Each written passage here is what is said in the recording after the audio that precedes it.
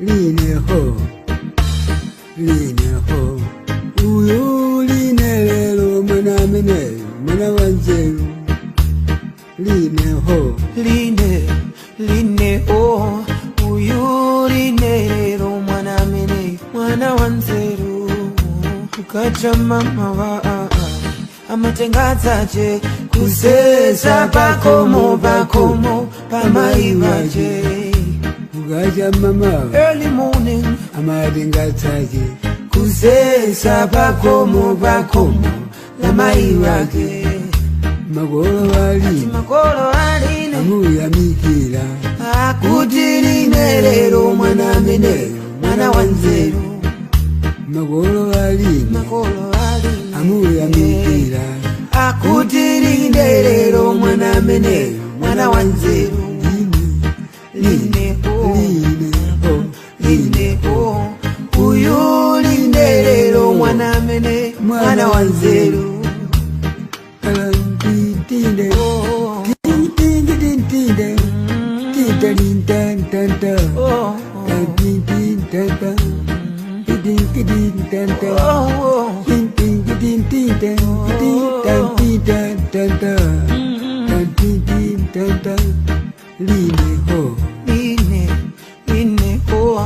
uyu line lelo mwana mene, mwana wanzeru. agire gogo wana madingo, namuyamikira, kuti na madingo mwana mene, mwana wanzeru. Agire gogo wana madingo, namuyamikira, kuti na madingo mwana mene, mwana wanzeru. simuku na mago, Tawizina ne malota ine, bambo wanga tandisi enda salandeka. Tawizina mwe ni malota ine, bambo wanga tamwali enda salandeka.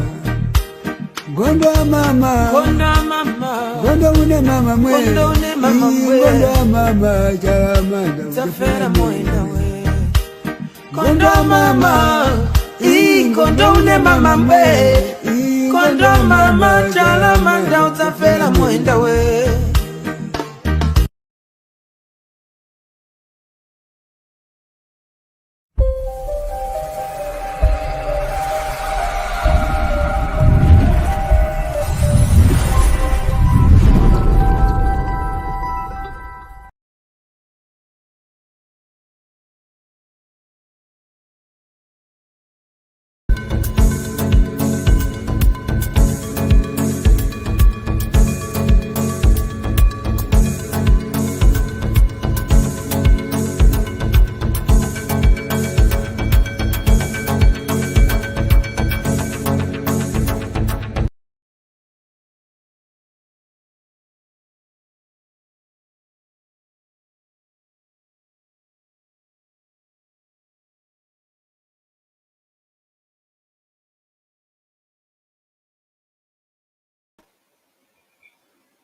Right, is another wonderful time right here on OY Media Scotland, and of course those that are on OY Media in Ibadan, Nigeria. Thanks for joining us. Thanks for everyone that have joined us from all over the world. First, let me apologize for us starting a bit late. Our crew were caught up with an event in Paisley, so it took a bit of time for them to get back to the studio and get this thing right into perspective. So apologies for that. As you may have known, today we will be hosting your usual guest, and that is Alagba Femi or Dedi from Yoruba Referendum Committee. We're going to touch on about 3 topics today, but we'll do justice to all of them. So do stay on with me. We've got quite a lot to discuss today for you. So stay on with us because we will be back.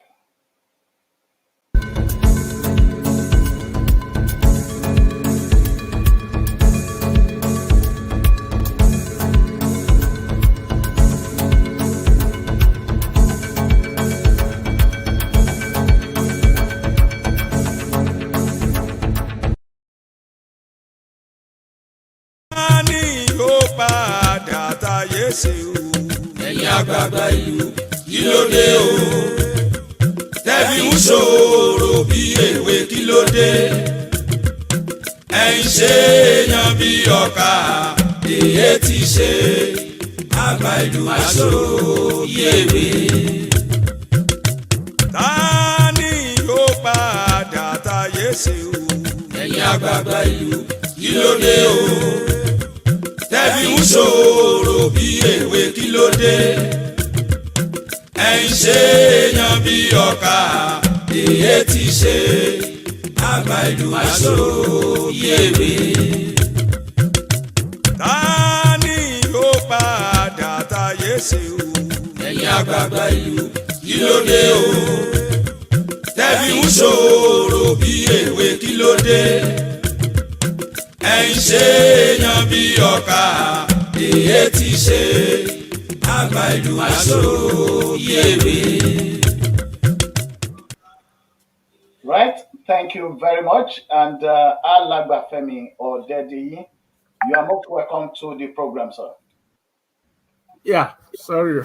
Thank you very much.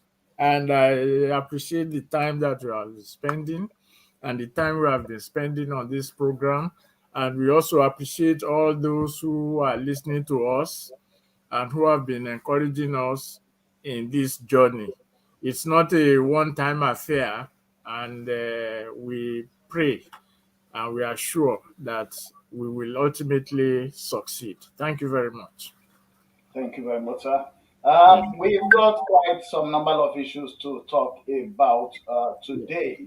And I'm going to kick off straight away because of our time. Of our time. And Yeah. the first part of this interview will be on the report that we have from Osun Defender, and it comes under the caption Yoruba Referendum posters flood Osun.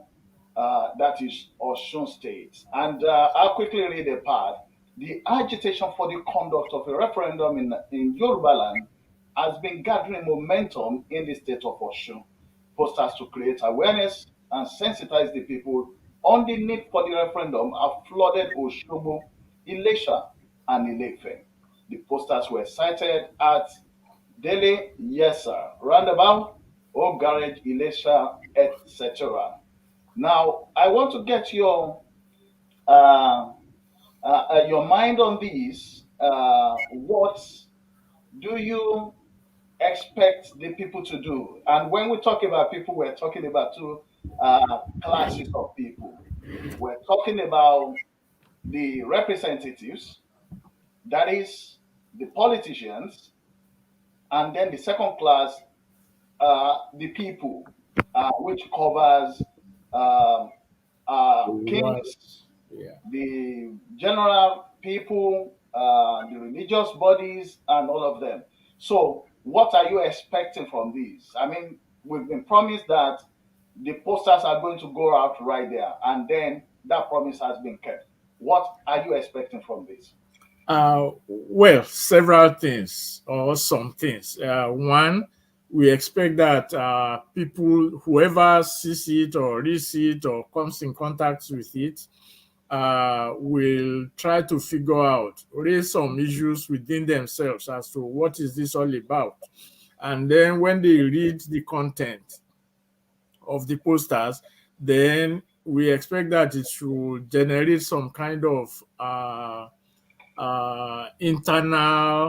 internal request from them as to what they can do about it.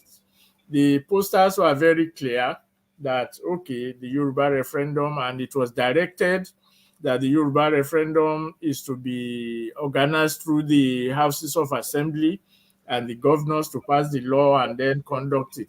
So that should raise up some kind of interest. So it should pick some interest in the people as to how do we get our assemblymen and our governors to work on that. That is number one.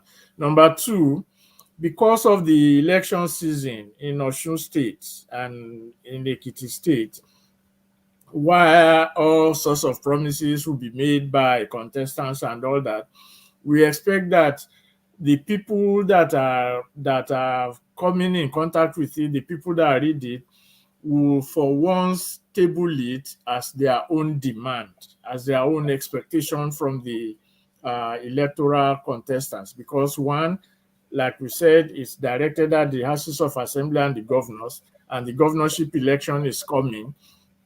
So we people should ask the governors, the governorship aspirants, what their stance is on the question of Yoruba referendum. What positions are they going to pursue? Are they in support of it?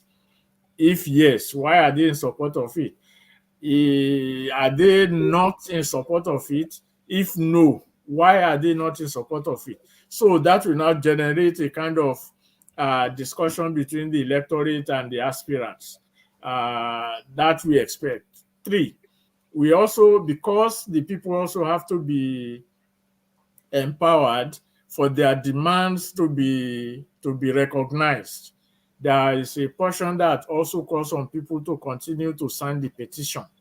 We have organized a petition, and we have sent the results to at least twice to the houses of assembly all over Yoruba land and to the governors. So when they see it, they should see it as a call to action on their part, that those who have not signed the petition can go and sign the petition, so that by the time we approach the assemblies and the governors again, we'll be able to, that will be the power, that will be the organized power of the people, not only in Osun State, but since we are talking about Osun State now. So those are the things we expect. And then when the people embrace it as a necessity, as a political necessity for the day, because come to think of it, Yoruba land is well known for agitating for restructuring and true federalism and all this. Yeah, we are all known.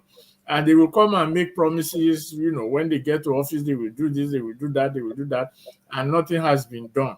So this is an opportunity for Yoruba people to now say, okay, you have said your own, at least for the past 20-something years. We now want to say our own. And our own is this demand for this referendum among Yoruba people. And then the posters will now generate serious action and serious debate. When I said action, I mean debate among people. Like we said, I think in one of our programs, that it might come to a time, if we have to hold any rallies or anything, we just go to the houses of assembly and sit down there and tell them, look, this is what we want. And then let them tell us what they can do and what they cannot do. So we don't need to be running all over the city. We are targeted. Our target is our legislators and our political aspirants. And they cannot ask us not to ask them for what we want from them. They cannot do that. It is only that we have not been able to do it so far. And we are expecting that this process of engaging the people will lead us in that direction, that we'll be able to ask our representatives, elected representatives, to do what we want, so that we can get to our destination faster, which is the truly federal Nigeria. Thank you. Okay, thank you very much for that brilliant explanation. I'm just going to read one paragraph from the report. It says here, we are not secessionists. The content of the poster shows what we want to do to get a popular approval by way of a referendum of the real federalization of Nigeria, and we cannot wish away the existence of the political establishment. That is, like the governors, the legislatures, and the political forces, while saying the people as a dominant factor in this process. I want to pitch this with maybe some other narratives that we have heard about people say that were actually against the political class in Nigeria. I'm putting it generally now. And from your own view, from your committee organization's view, is that these politicians, they are players.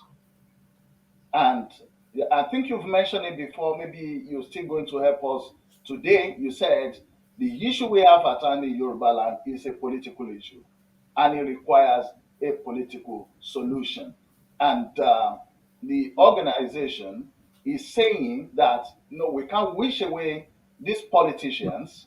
We have to bring them in into the struggle, but some people are saying these politicians are the same people who destroyed the country and, of course, by extension, Yoruba land. So, how do we match the two for the people to know that, yes, these politicians are there under a system, and we're calling for a system where they also need to be part of it in order to get liberation for Yoruba land. So, how do you connect the two? Yes, we have to get certain things right, understand certain things. One, uh, whatever happens, the politicians cannot be wished away. They will always be there because the society is a political society. Now, within that context, there is an electoral aspect.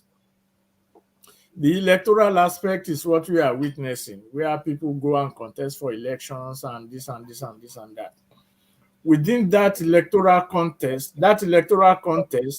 provides a legitimacy for whatever it is they want to do. So if they organize the elections and somebody wins the elections, that gives that person the authority, the legitimacy, and the validity to do whatever they want to do. So we now say, okay, because the question for legitimacy, the question of legitimacy is a question of is both electoral and non-electoral. So if we are talking about Yoruba referendum, we are asking for Yoruba people to legitimize their own demand. And those who are already in office, those who are contesting office, whether they destroy the country or they did not destroy the country, cannot deny us the possibility of our own legitimacy. So when we get that clear, that whether they destroy the country or they don't destroy the country, the question is, what is the basis for our own legitimacy? Now, they can deny us by saying they are not going to do it. That's a different question entirely, which we can also address when we get to that point. That is one. The second point is this. A society is always in contradiction. In other words, there is always the purpose, the basis for a society runs on the contradictions within it. So that's why we say there are good governor, good government, bad government, good character, bad character, development, underdevelopment, oppression and freedom, self-determination and national liberation. So all these things are part of the contradictions in a society. It is the process of resolving that contradictions that we refer to as politics. And then when we refer to it as politics, it can be resolved either by elections, like I have said, or, when they carry out their military coups and all the rest of it. So, but since we are focused on the democratic aspect, the participation of the people, so it becomes electoral. So the fact that these people have destroyed the country does not mean we cannot demand the legitimacy of our action. Otherwise, we will have submitted ourselves to that destruction. So when we put it on the table, our legitimacy on the table, let them now come and say it is not valid. There's a difference between legitimacy and validity. Let them now come and say it is not valid, that they have been elected to office, and that's the end of it. But our argument, our position is, you were elected on a political party platform. A political party platform does not represent the nationality. It only represents a particular interest. And I will give an example. When they had their crisis in Osun State recently, because we are in Osun there, so the APC had its own crisis, and then they brought in somebody from somewhere outside Yoruba land, outside Osun State, to come and resolve the problem for them. How does the party become the mouthpiece of Yoruba people? Are they telling us we cannot resolve our problems ourselves? So the party within the Nigerian context is not a Yoruba party. It's not centered on Yoruba interests. It's based on some other calculations that we may not be aware of. So logically, they cannot say that the party has decided, has elected somebody, therefore the solution is already provided. No.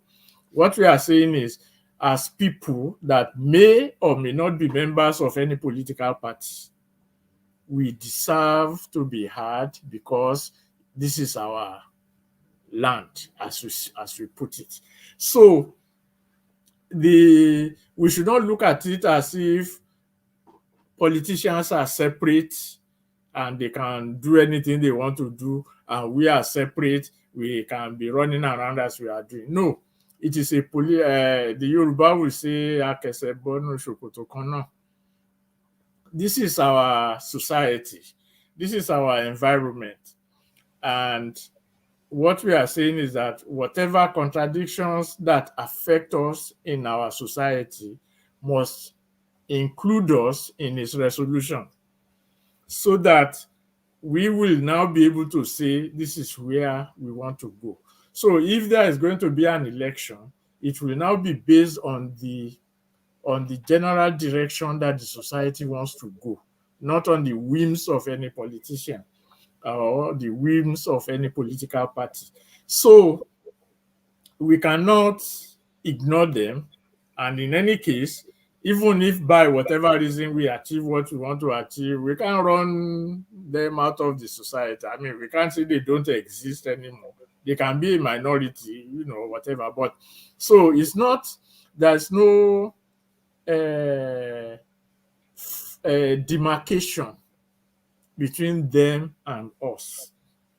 What is standing them apart is that they know what they want. They are comfortable with the road towards achieving what they want, which is the electoral system, and they are going for it. Because at the end of the day, even if most of us don't vote for them, some of us will vote for them. So the question now is, what do the Yoruba people want? And how do we go about achieving what we want? We cannot address those issues by saying these politicians don't exist. We cannot address it by saying we want to ignore them. We can only achieve what we want to achieve by engaging them in such a manner that they can run away from. And that is what has been lacking. That is what has been missing in what I would call Yoruba politics for a long time. That as a community, as a people, as a society, as a nation, we are here to aggregate what we want. Yeah, we talk about true federalism, we talk about restructuring and all that, but we have not articulated and prepared a pathway that the electoral now, because everything is political, the electoral participants will have to relate with it. We have allowed the electoral participants to do anything they want to do, to run their, whatever it is they want to run. So we are now saying, no, let us put a stop to that, or let us put our own agenda on the table so that anyone that wants to run for an election, we have to take a stand. And once the stand is taken, we cannot come around and say, wait, let us wait for another 4 years, because that's not what we are asking for. So that's what I want our people to understand, that this is not an emotional thing. It is not based on sentiments. Whether you like one person or you don't like one person, whether you like one politician or you don't like one politician. No, what we are saying is, well, the politician has said what they want to say. What have we got to say? That's the question. And for us, we are saying this is what we have to say, which is the Yoruba referendum. And then we push it and challenge those who are running for offices. At this point, we are not sponsoring anybody for any office because it's not necessary. What we are saying is those who are running for offices must be challenged on this issue so that they will tell us exactly where they stand. Because what we are saying is all very exact. We have a bill for a referendum. The houses of assembly should pass the bill on the referendum. The governor should assent to it, and the houses of assembly should set up the machinery for conducting the referendum. It's as simple as that. It's very clear. So anyone that wants to contest for office can either say yes or no to it. And like I said, if it is no, you have to provide your reasons. If it is yes, then, it's all well and good. That is how the wheel of political progress turns. And that is how we can make ourselves heard and relevant in the whole process. I hope that answers Yes, the question. yes, thank you very much. And lastly, on this part of the topic, before we move to the next one, um, I want you to actually explain this again, because I think this one of the areas where people seems not to be picking up. Maybe they are not reading the details of the petitions very well, or some of the resources that have been put out there. I'll read that. It's also in the report on Osun Defender, but then I'll read it out, and then you help us to clarify that. Okay. He said, and that is referring to a member of your organization that spoke with Ocean Defender, that Yoruba Referendum Committee wants a federal Nigeria through a valid federal constitution to be known as the Union of Nigerian Constituent Nationalities, with a federal presidential council whose members will be selected or elected from each of the nationalities in federating units, and from whom a head of state will be selected or elected as the promos inter pares with an agreed term. Well, for some people, it looks like a legal term. But help us break it down into the layman, what a layman like us can understand. What Uh, what exactly is are this? we talking about? Yeah. Yes. Well, I mean, we're all laymen, and then, so, but let me take it from the end, where it says primus inter pares. What that means is simply first among equals. Primus inter pares means first among equals. In other words, now, okay, let me now shift it back after that definition. So what we are saying is that for Nigeria to be a truly federal state, all nationalities in Nigeria must be represented in running that state. What they have now, where you have somebody campaigning for president all over the country, that person will have to make holy and unholy alliances with anybody just to win the election. The it doesn't represent. So when we have about 300 nationalities or 300 languages in Nigeria. So when you now say somebody should campaign for presidency among those 300 nationalities, at the end of the day, the person will not represent anybody. In quote, that was what Buhari said when he got to power in 2015. I am for nobody, I'm for everybody, which means in reality, you are for yourself. So who are you when you are for yourself? Using the Buhari analogy again, we now know what it means by saying I'm for nobody, I'm for everybody. Because when you say you are for nobody, that means there is nobody. When you say there is everybody, that means so there's a contradiction there between the nobody and everybody. And the only way the contradiction can be resolved is by somebody. And who is the somebody? They now say, we now say fulanization and all this, and which is what has been happening. So the somebody that resolved the equation between nobody and everybody is the Fulani.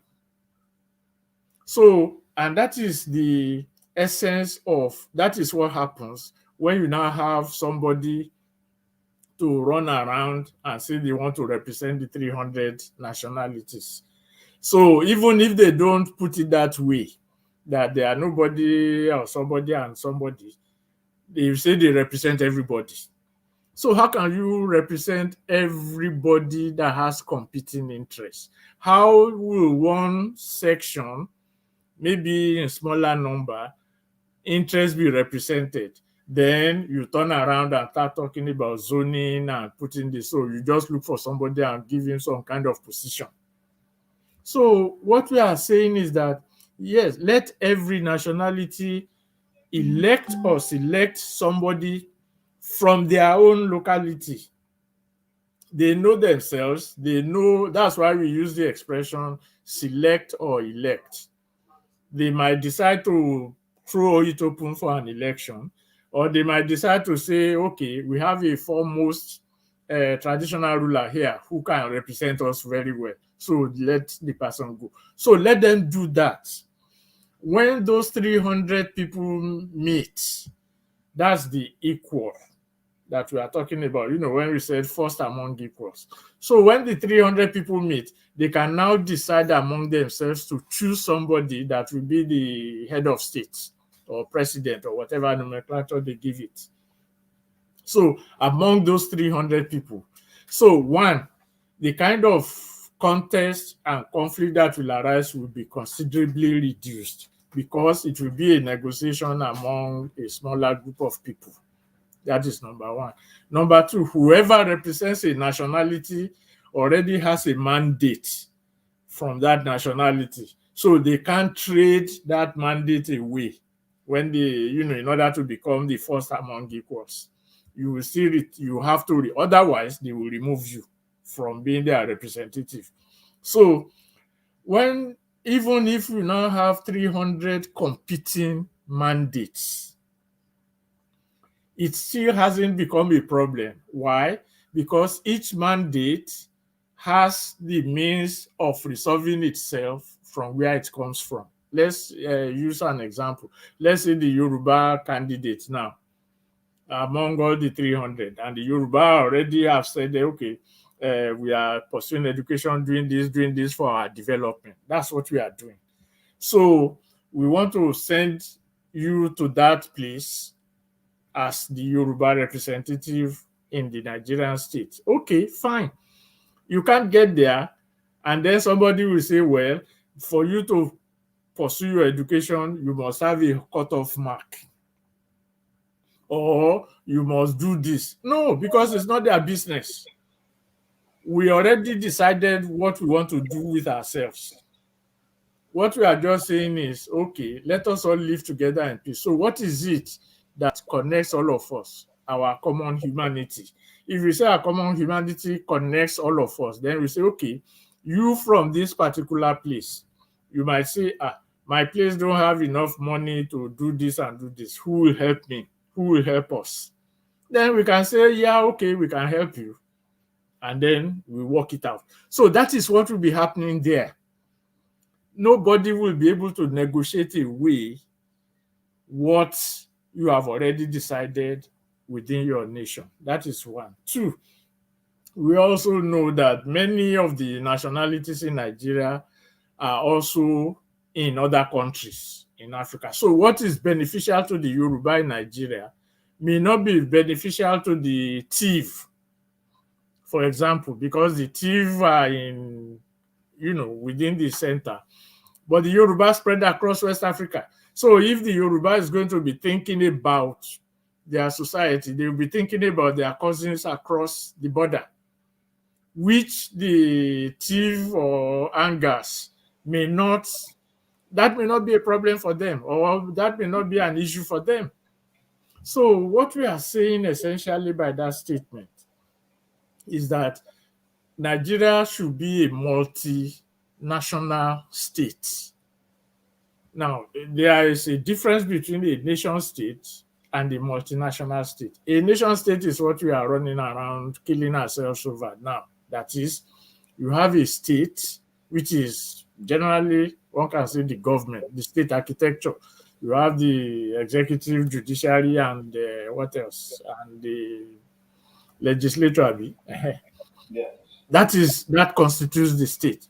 So when you now say a nation state, that means a nation or a nationality and the state are one. It is the nation that produces the state. So when we now start talking about Fulanization and all the rest, what we are seeing is that a nationality has taken over the functions of the state.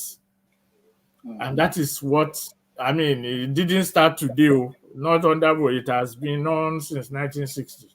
So what we are now saying is that a multinational state will recognize that there are many nations in that state. So when you are going to have a judiciary, like we have said, we already, in each nationality, you have control over your judiciary and your security system. So there is no conflict on who is going to be in the Supreme Court or who will not be in the Supreme Court. What will happen in terms of judiciary will probably be okay. There are certain constitutional issues that need to be resolved, and stuff like that. But your basic functions of the state has been resolved or is reserved for your nationality to resolve. So we are now saying a multinational state, the many nations that will now run the state. And they will run the state when you have a president like that. Like I said, let's say the president is an Angas from the Middle Belt. Okay. And we say that the Yoruba spread across West Africa and to the West Indies. So the person who is the president in that conclave, the first among equals from wherever they are, who is not Yoruba now, we have to reckon and recognize that reality that, okay, these people are Yoruba people. We can't stop what they are doing with each other. That is the essence of the multinational state. So that anything that now affects Nigeria, I don't see any Yoruba community from outside Nigeria launching war against Nigeria. So that's the most extreme that can happen. But they cannot stop us from doing what we think is best for us. And we can now bring it to their attention. Okay, look at what we have been doing. Maybe it will be beneficial to some of you, and stuff like that. And then you have the Fulani, for example, that are also spread across many countries, and they can do whatever they want to do among themselves. And then they are saying, okay, this guy is building something to Niger Republic and all that. As long as it is not our resources that are being used for it, They can relate with each other if they want to relate with each other. So when you do that, one, it will reduce the tensions for controlling the state, because the state is simply an expression of your shared humanity. It's no longer an expression of conquest or power.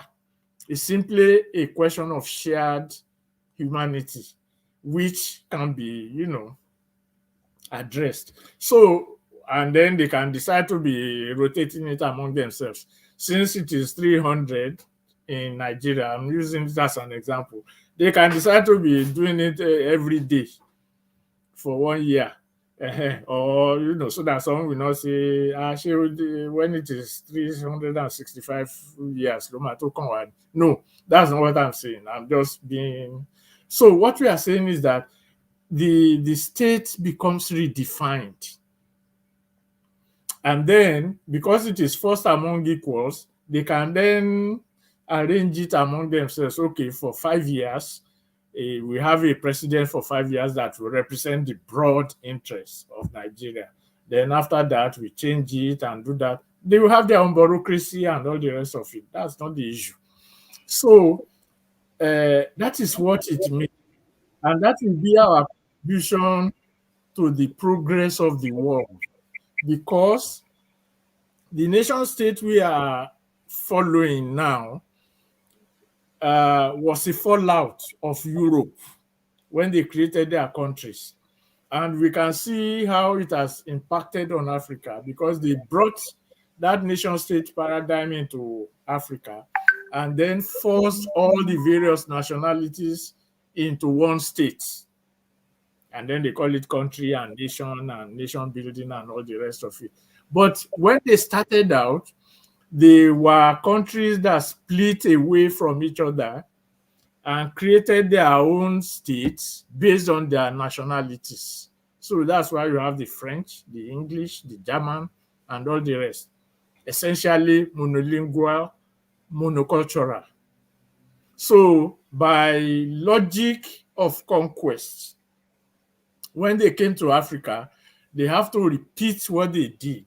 And the only way they can do that is to force everybody into one monolingual, monocultural entity. And that's been the problem that we have been having in Africa. So if we succeed in changing that narrative into a multinational state, then we will have made a contribution to humanity in terms of how do we govern ourselves. And maybe we can talk about it later. It happened in Europe, the USSR and how it collapsed and all that. So these are issues that are facing us. And as human beings, we have a responsibility to address it so that when eventually the history of the world is being written, Africa will take its rightful place, not just as a victim, but also as a promoter and the projector of solution to the issues. I hope. Yeah, definitely. Yeah, you've explained what that structure will be and the benefit of that structure. And of course, I think the one you did also is just stating the difference between the nation state and this nation with nationality. So, which I think is getting that part very, very clear. And then, I mean, that brings us to the first part of this first part of our interview for today. There are some couple of things you mentioned already. They are in the other sections in which you'll be helping us to throw light on them. So we'll go for a shorter break now. When we come back, we'll actually be looking into the review of the Nigeria 1999 Constitution, and then we'll be comparing between what we're looking for and what they are giving us. Okay. Please do stay on with me, sir. Thank you. Right Viewers, we'll be going for a shorter break now. When we come back, we still have Alagbafemi Odedi with us. So do stay on with us.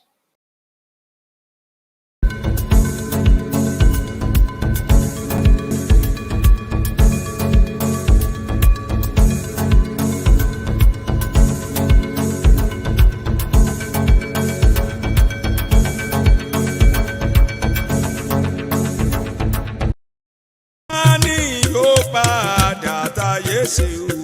ẹ̀yin àgbààgbà ìlú kí ló dé o. tẹ́bí ń ṣòro bí èwe kí ló dé.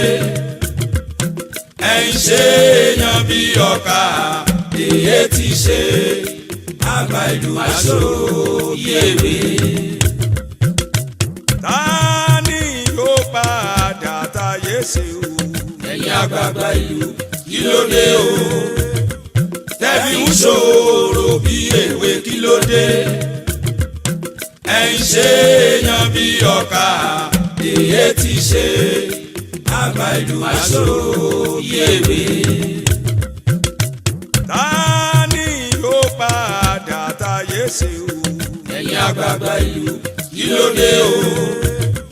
tẹ́bí ń ṣòro bí èwe kí ló dé. ẹ̀yin ṣe èèyàn bí ọkà èyí ti ṣe. àgbà ìlú àṣòro bí èwe.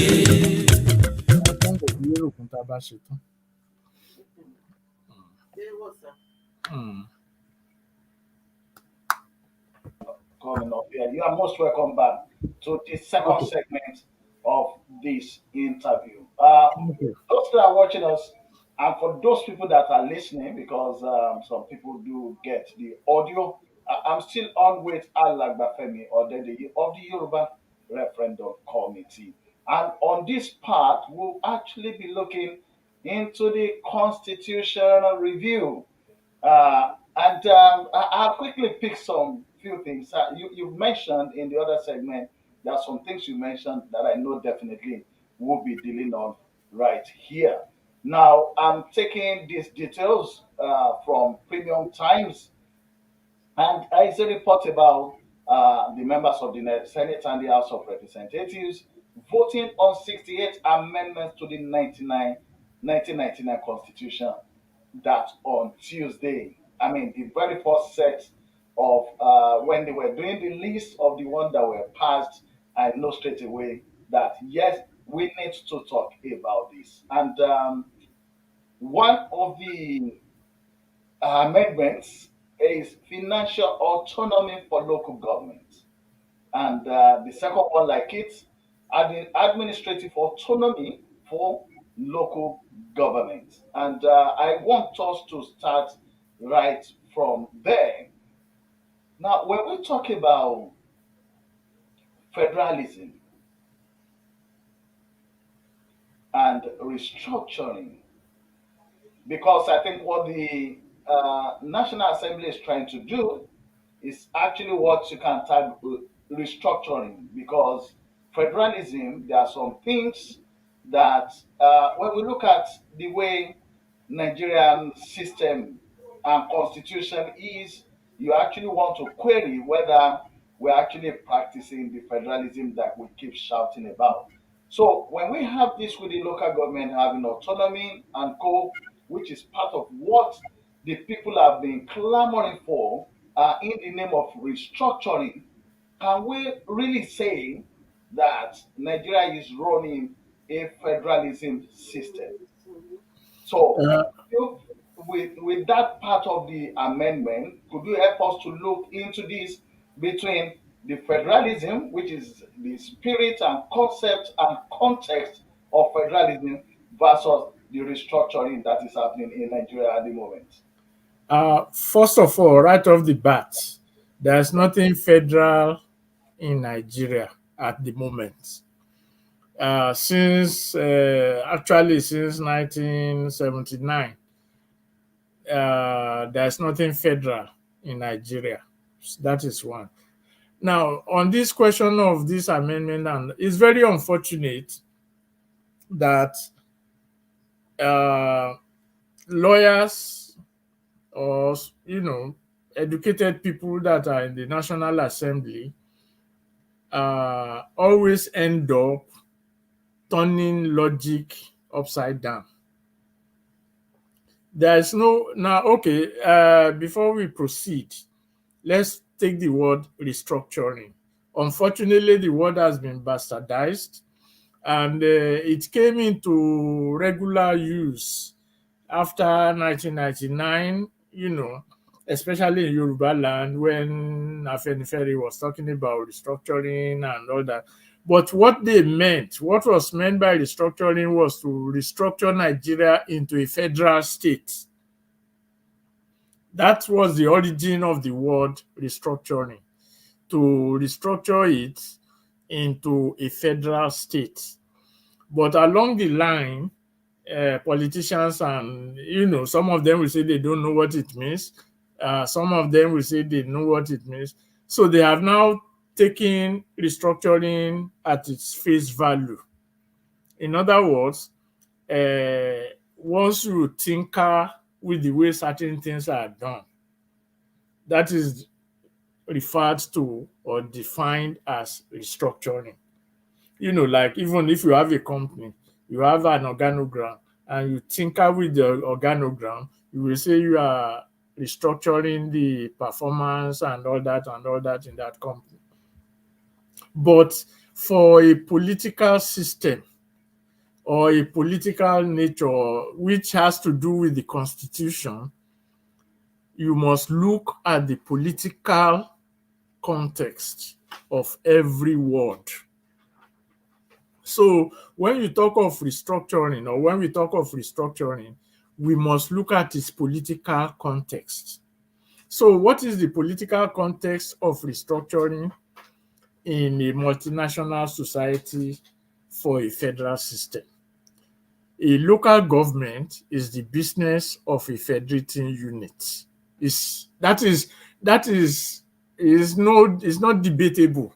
That was why I said, all these lawyers and so-called educated people in the National Assembly turn logic on its head. It is not debatable that a local government, in the federal system, a local government is the business of the federating entity. It's as simple as that. Any other thing has nothing to do with federalism. So when they now come around and say, they want local government autonomy, and that is restructuring, they are actually insulting our intelligence. And, again, when earlier on at this meeting, at this program, when you asked what we expect people to do when they see the posters, we should call, especially those ones at the National Assembly, they should stop insulting our intelligence. Our academic, we have so many professors of political science in our institutions, in our universities. Let them come out and tell these people that they don't know what they are talking about. Because they don't. It's not done. A federal system is a coordinate relationship between a federating unit and the center.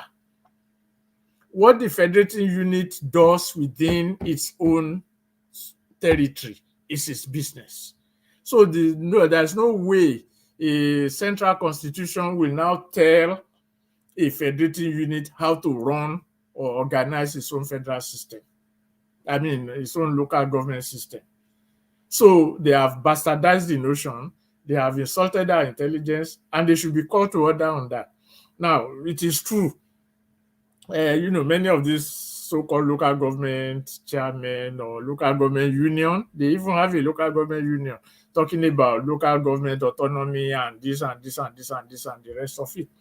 So when you have a warped notion of what autonomy is, how can you, even from simple logic, how can you have autonomy within an autonomy? It doesn't make any sense. If the federating unit has its own autonomy, and then you now say local government should have autonomy from what?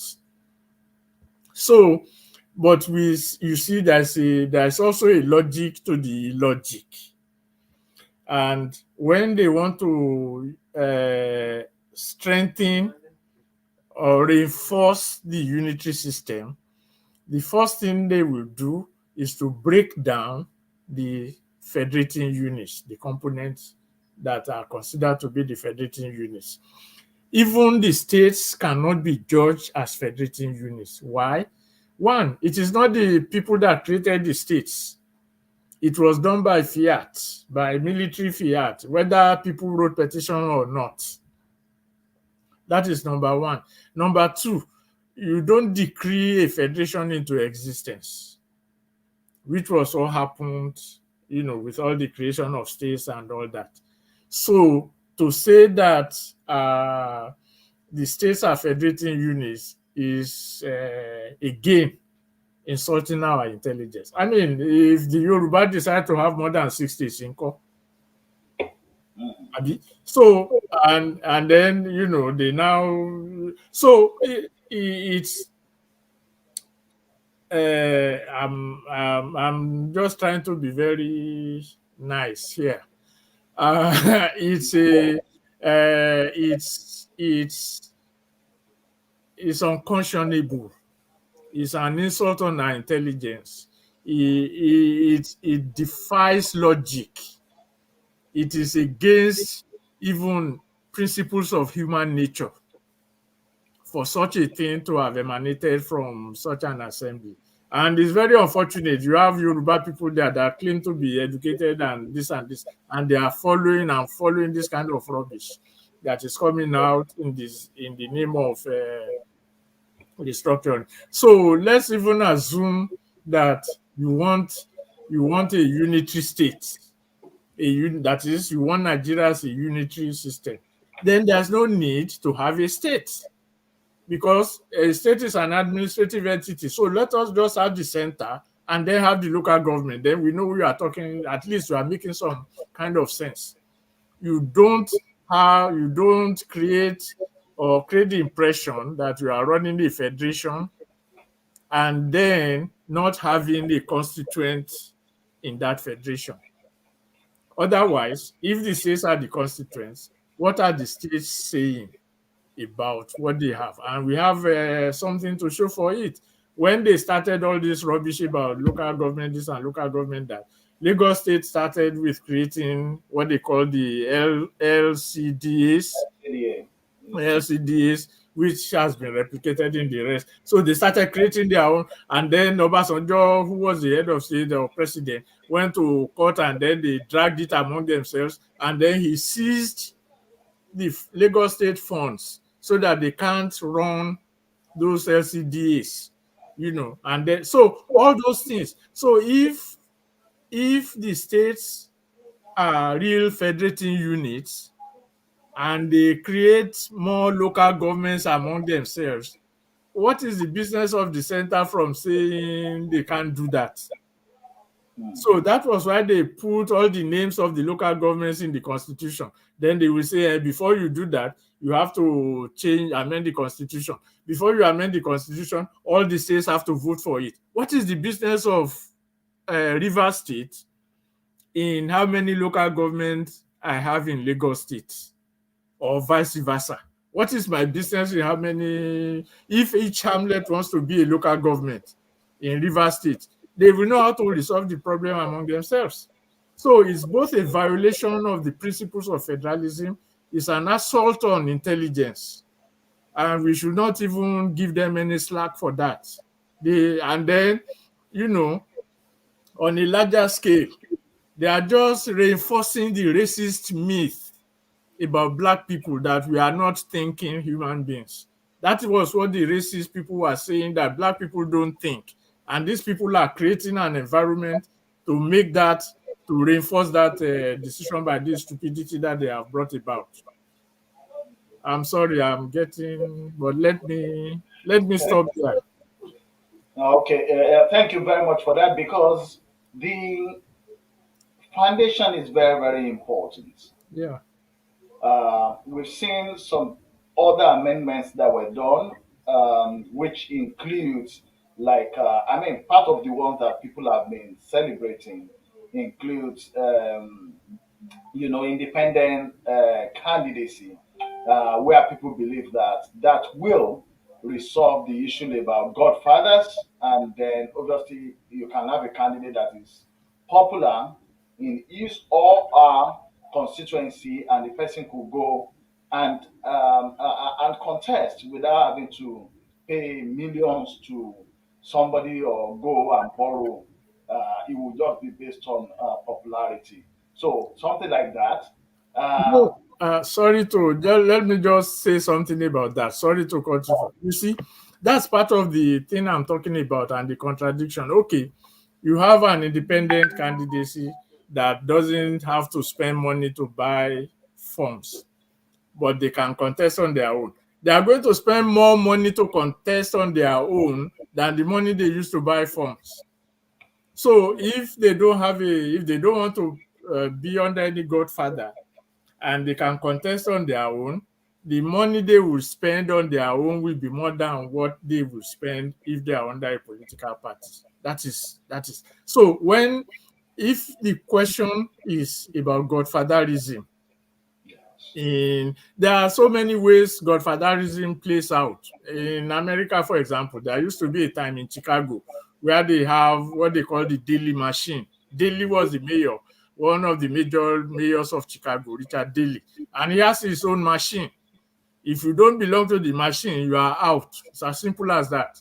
So they have different ways of. So when connecting it with what we are talking about, we are saying one, a parliamentary system already took care of godfatherism because you only need to contest in your own locality. So if whether you have money or not, and there's a godfather in that locality or somebody who claims to be a godfather in that locality, but you have the people behind you, you are only contesting it. All the things we talked about Awolowo, what he did, what he done. The only elections he contested for were the elections in his Ikenne constituency. So if he can contest in Ikenne and win elections in Ikenne and become the prime minister, what do we need to be running around the whole of Western region before you want to become a governor? That is what we are talking about. So when they see the Yoruba will say one fi etesile, one pala. So when you say you want to address godfatherism, independent candidacy and all that, look at the fine print. If the form for the president is 50 million naira, with the way they are running elections in Nigeria, 50 million naira is not even enough to contest as an independent. So that's why I said they are insulting our intelligence. They are really reducing our level of humanity by all these things they are pushing out. And I don't have any problems with them. They can, because that's what they are there to do, to rubbish our intelligence. But our own people that are educated, that have knowledge about these things, that are teaching our people in our universities, that know what these things are talking about, they should be coming out and telling them to, take their stuff to wherever they want, keep it in their National Assembly complex. So let us start using our God-given intelligence and knowledge and capacity to seek knowledge. Even if we don't know it, we can find out. So sorry to bother. Go ahead with your Oh, sorry. I mean, that's fine. I mean, you touch on an important thing because Yes. when people say independent candidacy, Yes. you've obviously thrown more light on that. That even with the independent candidacy, the candidate, if the candidate is not just focusing on his region, Yeah. he has to spread out to others. That means, in fact, instead of it being a sort of a blessing, as people will put it, it actually puts more impediment Yeah. in the way of that individual. Probably, maybe it will work for people that are just going for councillorship or Yeah. chairmanship because it will just be within their area. But other people going for higher position, Hmm. definitely they have to spread beyond their immediate environment, and which will include spending money. So, and I was also bringing it down to the fact that, and I think we take a little bit of the Bible here.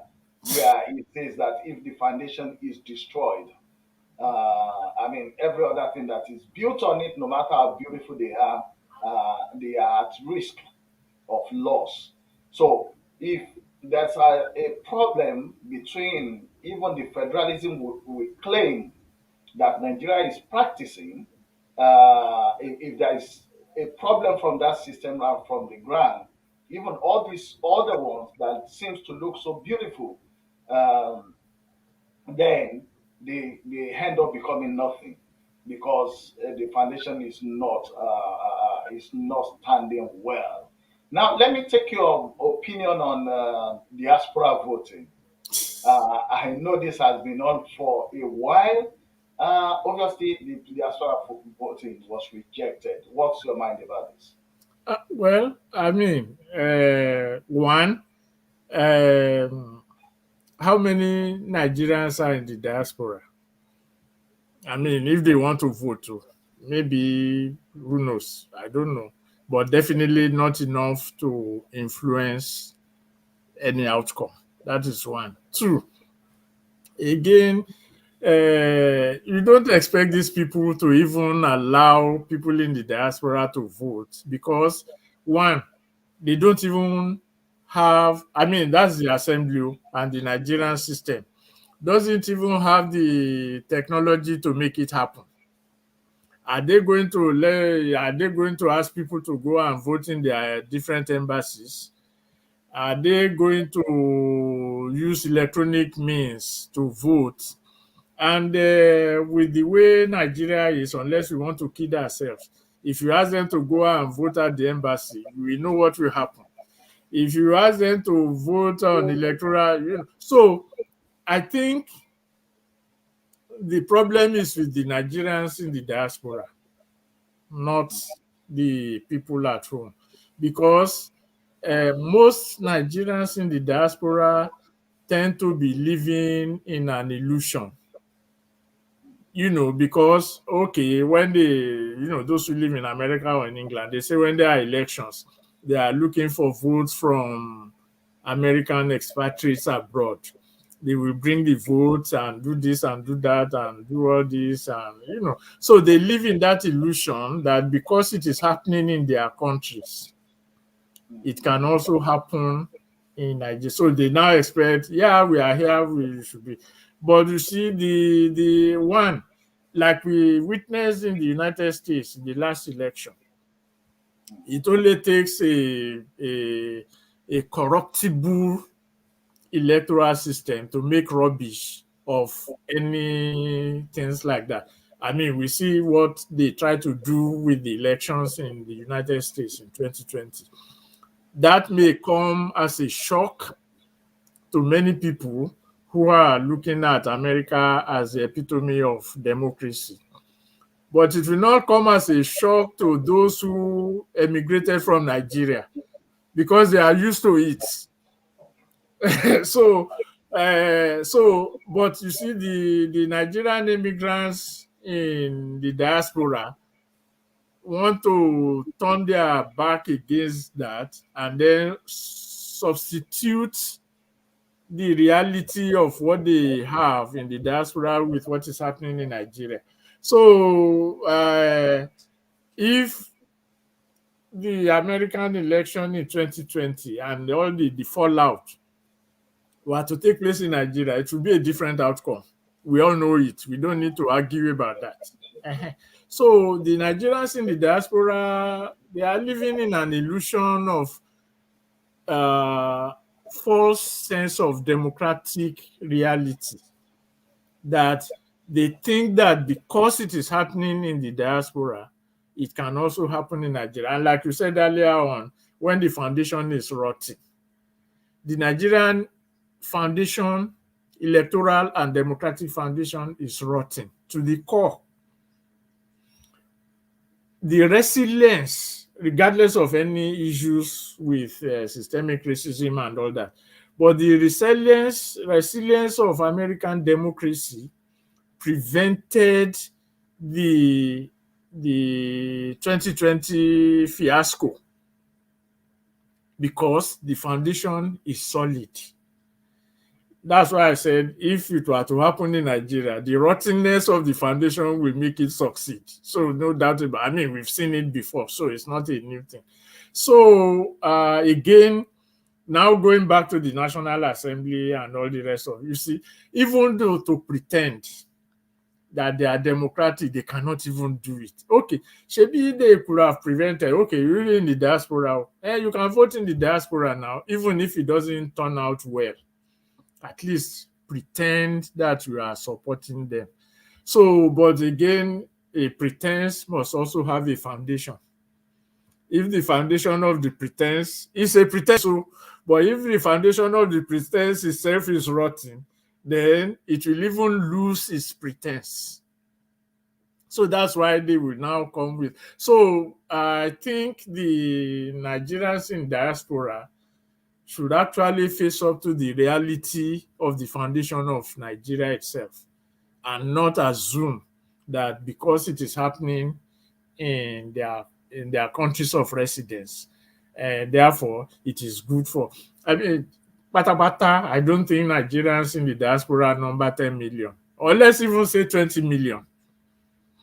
And all the 20 million decide to go and vote for a particular candidate. All the 20 million say this is the candidate we want to be president, which is not possible, but let's just assume for the sake of argument, all the 20 million are going to vote for this candidate. Okay, 20 million diaspora votes. Abi, they have more than 20 million people at home now.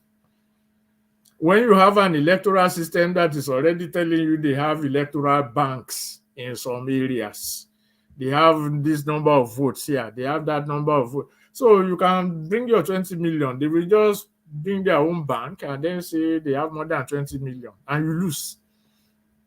That's the best case scenario.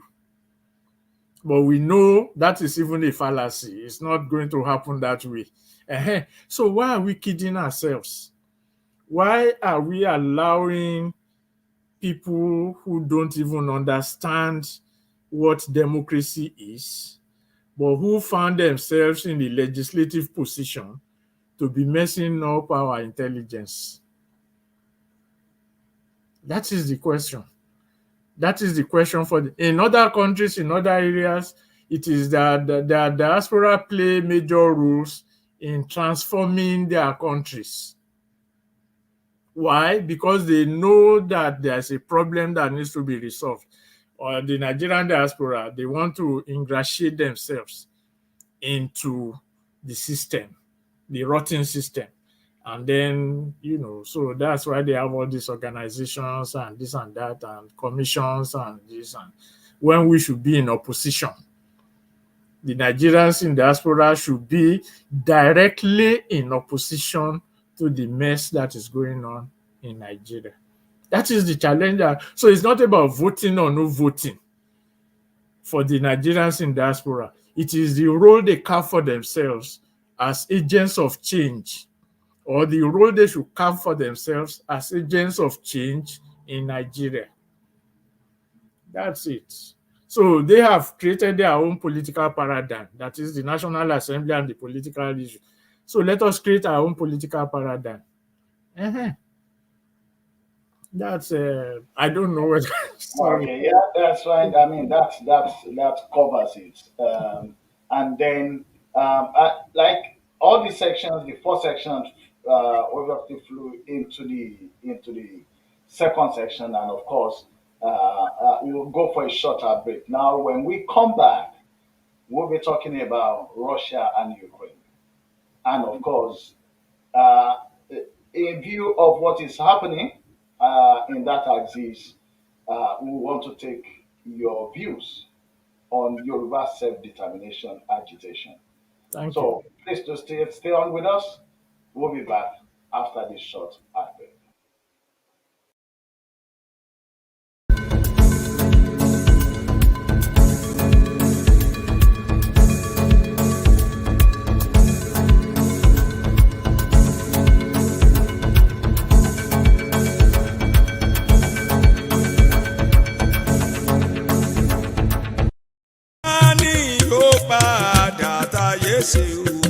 Ẹ̀yin àgbàrá ìlú kí ló dé o tẹ́bí ń ṣòro bí ló dé ẹ̀ ń ṣe èèyàn bí ọkà èyí ti ṣe àgbà ìlú aṣòro yéwé. Ta ni yóò padà táyé ṣe o ẹ̀yin àgbààgbà ìlú kí ló dé o tẹ́bí ń ṣòro bí èwe kí ló dé ẹ̀ ń ṣe èèyàn bí ọkà èyí ti ṣe àgbà ìlú aṣòro yéwé. Ta ni yóò padà táyé ṣe o ẹ̀yin àgbààgbà ìlú kí ló dé o tẹ́bí ń ṣòro bí èwe kí ló dé ẹ̀ ń ṣe èèyàn bí ọkà èyí ti ṣe àgbà ìlú aṣòro yéwé. Yeah, you're welcome back to the last segment of today's section. Viewers, we're still on with Alagba Femi or Dedeyi from Yoruba Referendum Committee. Obviously, you can get in touch with the committee through their email, and that is yorubarev@gmail.com. The committee is on Facebook, so if you check your Facebook, just put on there Yoruba Referendum Committee. You see them right on there. And of course, if you go to change.org, you have access to the petition that is on and which is growing. Now, we want to talk about Ukraine and Russia, and that is Yoruba Self-Determination routes in view of Ukraine Imbroglio. Uh, when we talk about Yoruba self-determination and a whole lot of narratives that is or that are out there, there's one thing that I've always picked from your statements that this thing cannot be run on the ground of emotion. That this is not an emotional issue that people will just shout, shout, shout, shout, and then when it comes to action or when they are asked, okay, how do we go about it? Then they black out. Now, at the moment, and I quite understand the feelings of the general public to the loss of lives and properties in Ukraine. We've got massive number of people fleeing Ukraine and getting into the countries on the other side of the border. We also seen some sort of what you can call discriminatory treatment by Ukrainian soldiers and police or security forces against people from Africa, especially in the evacuation of people from Ukraine to Poland, for an example. Now, was this preventable?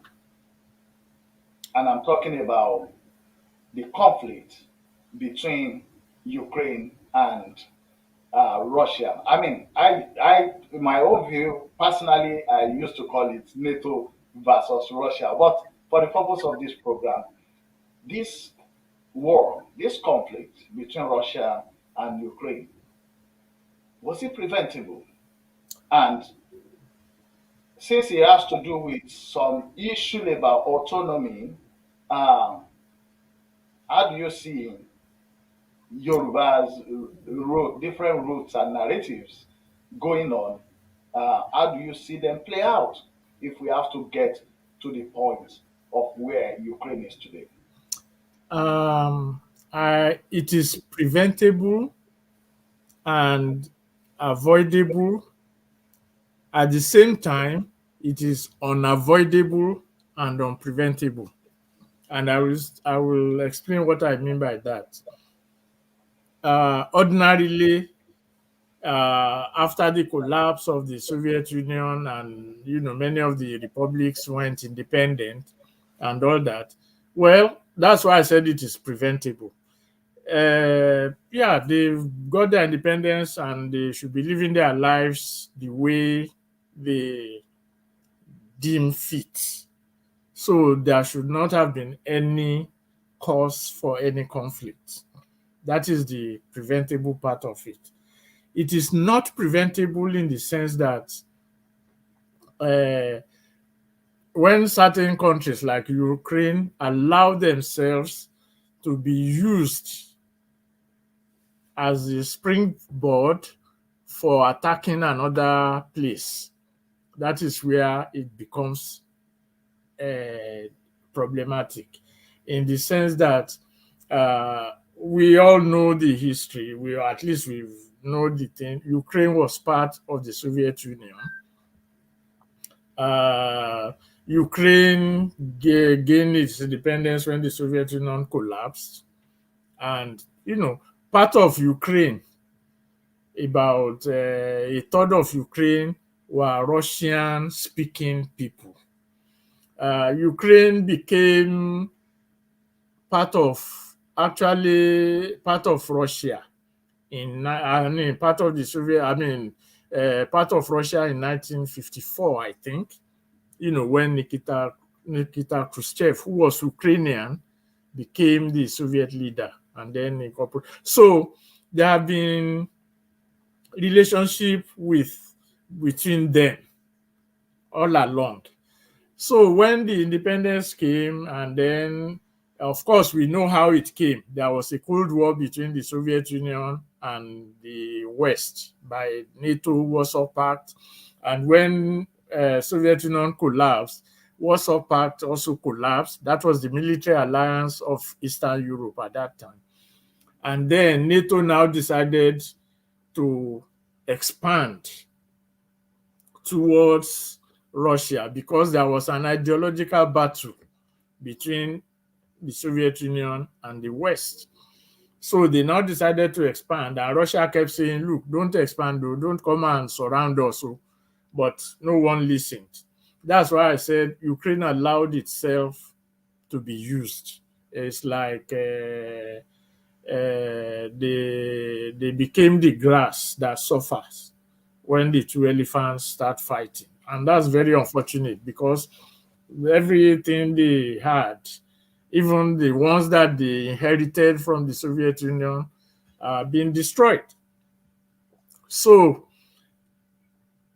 when situations like that occur, yes, some will say, yes, Ukraine is a sovereign country. It has a right to seek support from anybody. Okay, Soviet Union is also Russia is also a sovereign country, and it has also a right to to defend itself. So if that is the argument, war is inevitable because each one will claim to defend its own sovereignty. So to avoid that, then the whole essence of sovereignty must be addressed. So how does it mean that because Ukraine is sovereign, it has to become the launch pad for attack against another sovereign? That's no longer sovereignty. Let's connect it with our own situation because there is a very close connection. The Yoruba in Kwara and Kogi states, and they say they have been agitating to be merged with the Yoruba in the West, and they have been denied that opportunity. And even while we are talking about the constitutional review, they submitted a memorandum to the National Assembly. This is just by the way. They submitted a memorandum to the National Assembly for a referendum among the Yoruba in Kwara and Kogi State to decide whether they want to join with us or not. That memorandum did not even feature in the recommendations they have. That's the kind of that's why I was a little bit, when I was talking about them. Nothing was even mentioned about that. Anyway, that's by the way. So in the context of what we are doing now, what we are discussing now. So if the Yoruba in Kwara and Kogi say they want to be part of us, and the Nigerian system says no, and for one reason or the other, Nigerian government collapses, either through military means and stuff, and then the Yoruba in Kwara and Kogi now calls on South Africa or anybody to come and defend them. Let's say that's just thinking out loud. And the Yoruba in the West call on Britain or France or anybody to come and support them. Do you think that the Nigerian government in Abuja will be sitting down and saying, okay, go and do what you want to do now? No, there will be war. And that's why we are telling those who are saying that, again, the whole question of nation state and all that, that you cannot start creating more nation states in Africa unless you want to turn Africa into a war zone. It's as simple as that. And that is what is playing out in Ukraine. There were Russians in Ukraine that said they want to be part of Russia in Crimea and all the rest of it. And they declared their independence and Russia recognized them. Of course, they were prevented the use of their language inside Ukraine, which was the reason, if you look at Catalonia, one of the reasons for the agitation was the use of their language. And even in Scotland itself, they are developing their new language, Gaelic and stuff like that. So language plays a very important part. But the Russians in Crimea and in Eastern Europe were being denied the use of Russian as a language. So that created a tension. And of course, they have their big brother behind them. And then Ukraine now says, okay, they want to be part of NATO. So what do you expect? That Russia will now fold its arms and say, fortunately, Russia, fortunately or unfortunately, had the military means to defend itself. And this is not about whether one is supporting Russia or not. It's just the reality of the situation. So when the West now wants to rub it in Russia's faces that they can control its eastern flank, Russia says, no, don't do that. Let us, even at one point, Russia wanted to join NATO on the basis that let us have a new security architecture for Europe. So that means the whole essence of NATO will be changed. But they didn't want that, and everything happened. So if we are talking about self-determination, again, that also gives us a lesson that the fact that you have autonomy or you are projecting self-determination does not mean that it will be in the interest of your people. Otherwise, the Ukrainian people will not be undergoing what they are doing now. So you can have self-determination and have independence. That doesn't mean it is you have attained it because of the interest of your people. There must be that means there's another agenda behind it. So when they had their independence and all that, and they accused the former government in Ukraine of being too close to Russia and corrupt and this and that, and then they had this Maidan revolution and overthrew the government, and this guy came to power and started taunting Russia. So what kind of self-determination is that? Self-determination means, or is supposed to mean, the self-expression of your people, which means you should not be, if the two elephants are fighting, the best thing you can do is to if you can't be a mediator, just stay away from it. Tell them to carry their fight somewhere else, maybe in space. They can go and fight the battle in space. And that was, again, to go back a little bit into history. That was what they tried to do when Nkrumah, Suharto, and Sukarno of Indonesia and Gamal Nasser of Egypt, when they started the non-aligned movement, that they will neither be for the East nor for the West, but they will relate as best as they could with both so that there will be a movement towards world peace. But what happened? We know how the West intervened and overthrew Nkrumah, overthrew Sukarno, and Gamal Nasser died, and then the non-alignment movement fell into pieces. So there was no countervailing force in the world that will mediate between the two warring partners. And out of all the, Estonia, the Baltic states, Estonia, Latvia, and Lithuania, immediately joined up with NATO once Soviet Union collapsed. And then some of the Warsaw Pact countries, Romania and all the rest, joined up with NATO. And then instead of Ukraine, that is the leaders of Ukraine, because of its peculiar nature, that there are Russians inside Ukraine, there's a quest for self-determination inside Ukraine, which ought to have been taken into consideration, but was not taken into consideration because whoever is leading them by the nose led them straight to believing that they can just run over Russia.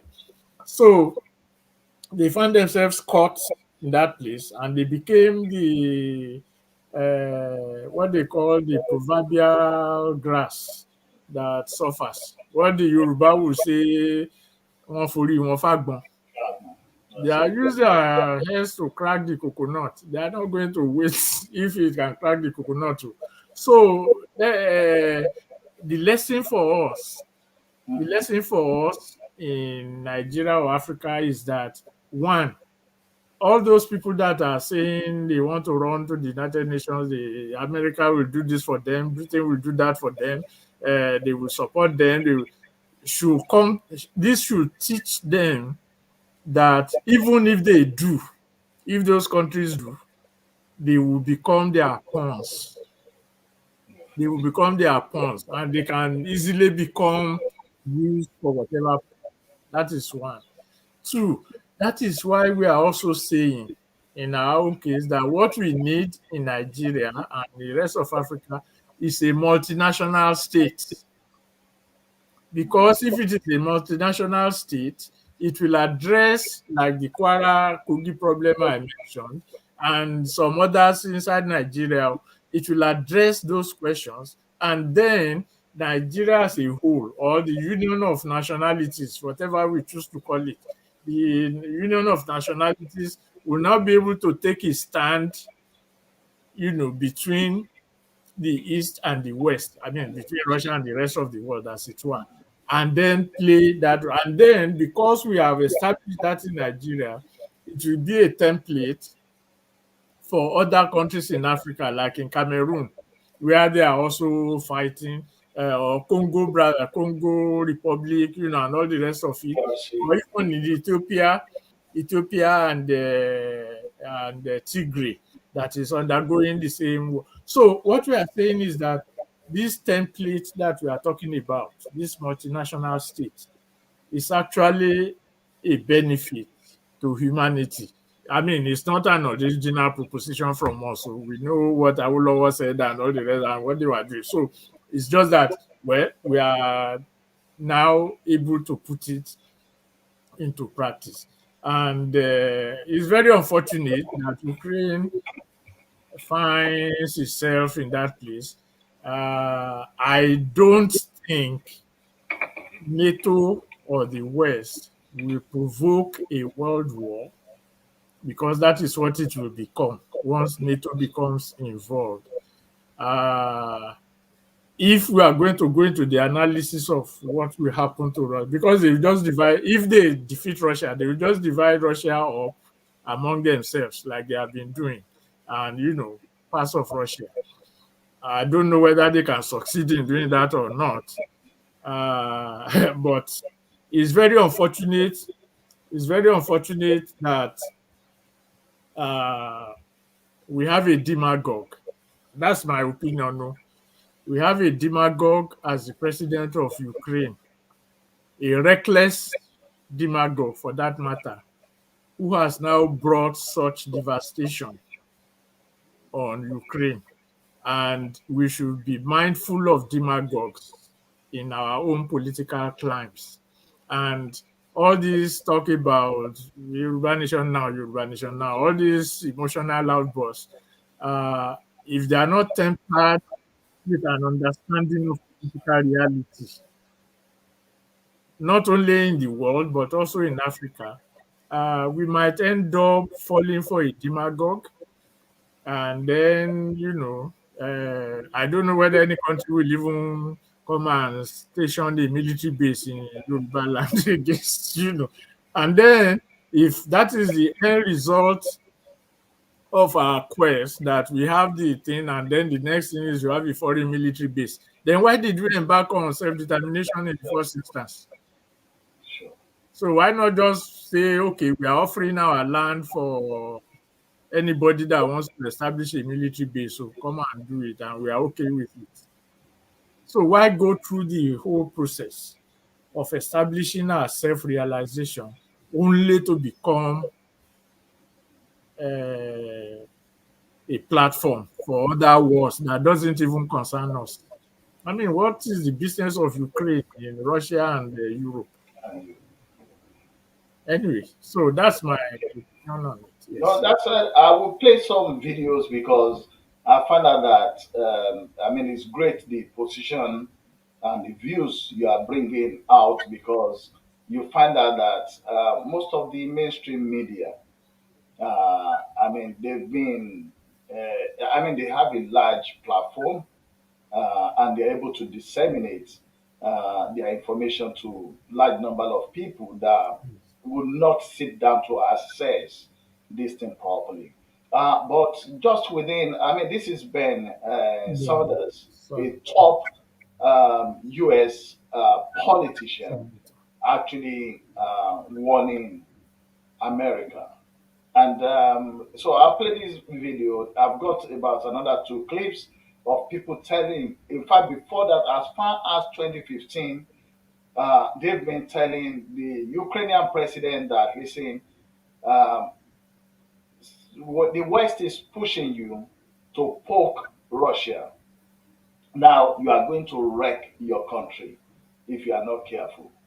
Unfortunately, that seems to be what has happened now.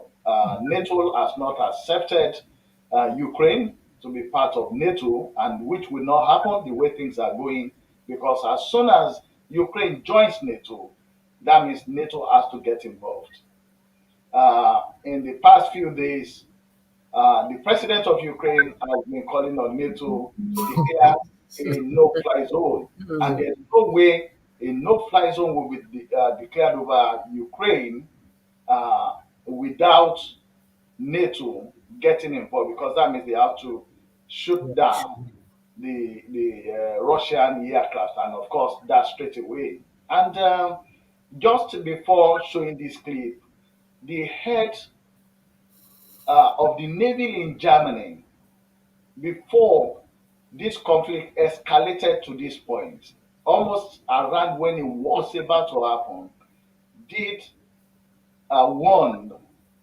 In fact, he said Putin should be commended that he could have done this a long time ago, but he stayed back, that he should be respected. But then, everybody was just on his neck and the man had to resign. So let's hear what Sanders have to say about the U.S. and its involvement, because everybody believes that when you talk about NATO, we are shouting about, the belief is actually the United States that is pushing NATO to push the other parts. So let's get this. Mr. President, Vladimir Putin may be a liar and a demagogue, but it is hypocritical for the United States to insist that we, as a nation, do not accept the principle of spheres of influence. For the last 200 years, our country has operated under the Monroe Doctrine, embracing the principle that as the dominant power in the Western Hemisphere, the United States has the right, according to the United States, to intervene against any country that might threaten our alleged interests. That's United States policy. And under this doctrine, the United States has undermined and overthrown at least a dozen countries throughout Latin America, Central America, and the Caribbean. As many might recall, in 1962, we came to the brink of nuclear war with the Soviet Union. Now, why was that? Why did we almost come to the brink of nuclear war with the Soviet Union? Well, we did that in response to the placement of Soviet missiles in Cuba, 90 miles from our shore. And the Kennedy administration saw that as an unacceptable threat to national security. We said it is unacceptable for a hostile country to have a significant military presence 90 miles away from our shore. And let us be clear, the Monroe Doctrine is not ancient history. As recently as 2018, Donald Trump's Secretary of State, Rex Tillerson, called the Monroe Doctrine, quote, as relevant today as it was the day it was written, end quote. In 2019, former Trump National Security Advisor John Bolton declared, quote, the Monroe Doctrine is alive and well, end quote. To put it simply, even if Russia was not ruled by a corrupt, oligarchic, authoritarian leader like Vladimir Putin, Russia, like the United States, would still have an interest in the security policies of its neighbors. And I want people to think about this. Does anyone really believe that the United States would not have something to say if, for example, Mexico or Cuba or any country in Central or Latin America were to form a military alliance with the U.S. adversary?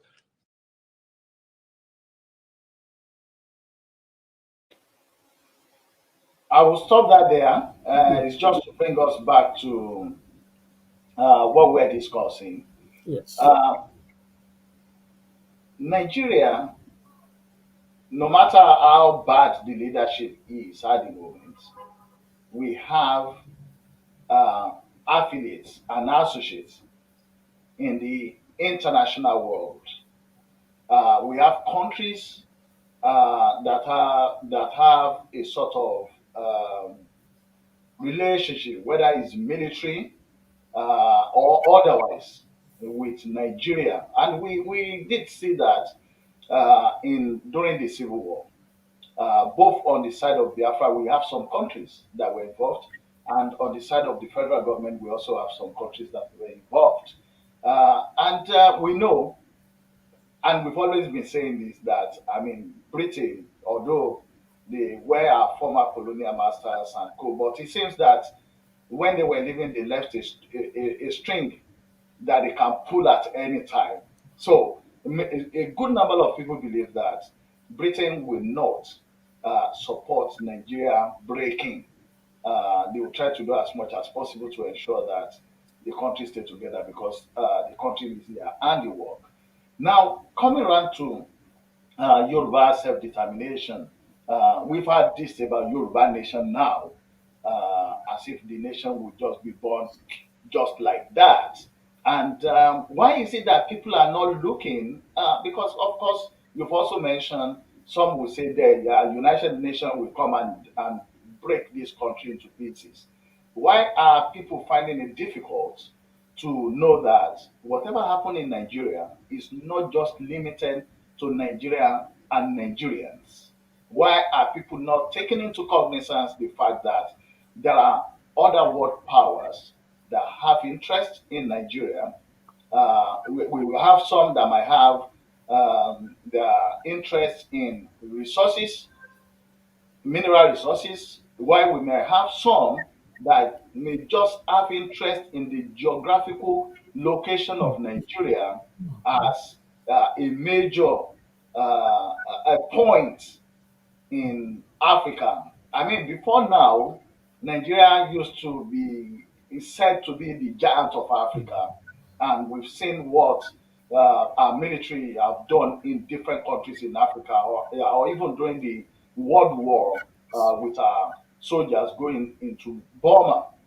So, but like we've mentioned, we Nigerians are very intelligent. We've got records all over the world. Wherever we have Nigeria, you always have this record of excellence in whichever sector they are in. But when it comes to this issue about uh, Yoruba liberation, of course, we also have the Biafra and others. Why is it difficult for people to know that there are other world powers that are interested in Nigeria, and if there's going to be a breakup or a violent insurrection or something like that, all those countries will be involved, and it will not just be just us. Let's say Yoruba, for instance, it will not just be only us and just calling the United Nations, just break us, let's go on our way. Why are people finding it difficult despite our high level of intelligence? Um, hmm, that's a loaded question, and I will try my best to avoid any mind traps. It's a loaded question in the sense that um, there's a difference between intelligence and what I would call political intelligence. Yes, there are many Nigerians all over the world in different professions and making their marks. You could be a very excellent cardiologist, for example, but you may not even understand why you are where you are. So you are a Nigerian scientist or academic who now finds him or herself in Cambridge or some institution in the United States, and you perform, you do your stuff, and you are recognized for your excellence, but you may not even understand why you came to be where you are. That's the political aspect of it. That many of us, many people ran away from Nigeria, although many people want to claim that they didn't run away, but the reality is that most of us ran away. So, but because we ran away, we now turn our backs on looking at the causes that made us run away and focus on how we can make our way through where we are. So that is where the intelligence manifests, make our way where we are, we become excellent, we become recognized, we do this, we do that, we do that. But when we start saying, okay, but why am I here? Nobody wants to deal with that, or many people don't want to deal with that. That is one. Two, when we ran away also, the military people at that time were saying it is good that people are running away, the brain drain, because they will be sending money back to their families, And then there was a time they even said that the remittances from the diaspora is a large, plays a large role. So when we get to where we are, and then we send $1 home, and the $1 is 500 naira, and whoever we send the $1 to will do whatever it is they want to do with it, and then we are satisfied. So we substitute our personal comfort, our personal achievement as a solution to a social problem, which again boils down to the reasons, what I call political intelligence, because it is not your individual success in whatever endeavor that you are engaged in that will address the social problem that made you run away in the first instance. So that connection is what is missing. And you know, that's why I said earlier on about the Nigerians in the diaspora and the role that many in other climes, that diaspora play a large role in addressing some of their problems. So, but what we have in our own case is the exact opposite. I mean, I'm not condemning anybody and I'm not criticizing anybody. I'm just stating it as it is. We had a situation during the June 12 crisis when especially the Yoruba people in the diaspora rallied around the entire Nadeco and June 12 and all that, and you know how it was resolved and the role that they played in it. Again, if you look at that, you will discover that it appeared as if those who engage in that struggle in the diaspora, at one point, they just say, okay, those of you that are going to run the show in Nigeria, go ahead. We are okay, you know. And then, you know, everything messed up. Then they start blaming them that, Shebi, we supported you when you came and you went back and you didn't do what we expected you to do. But that's not how it is done. Again, political intelligence. When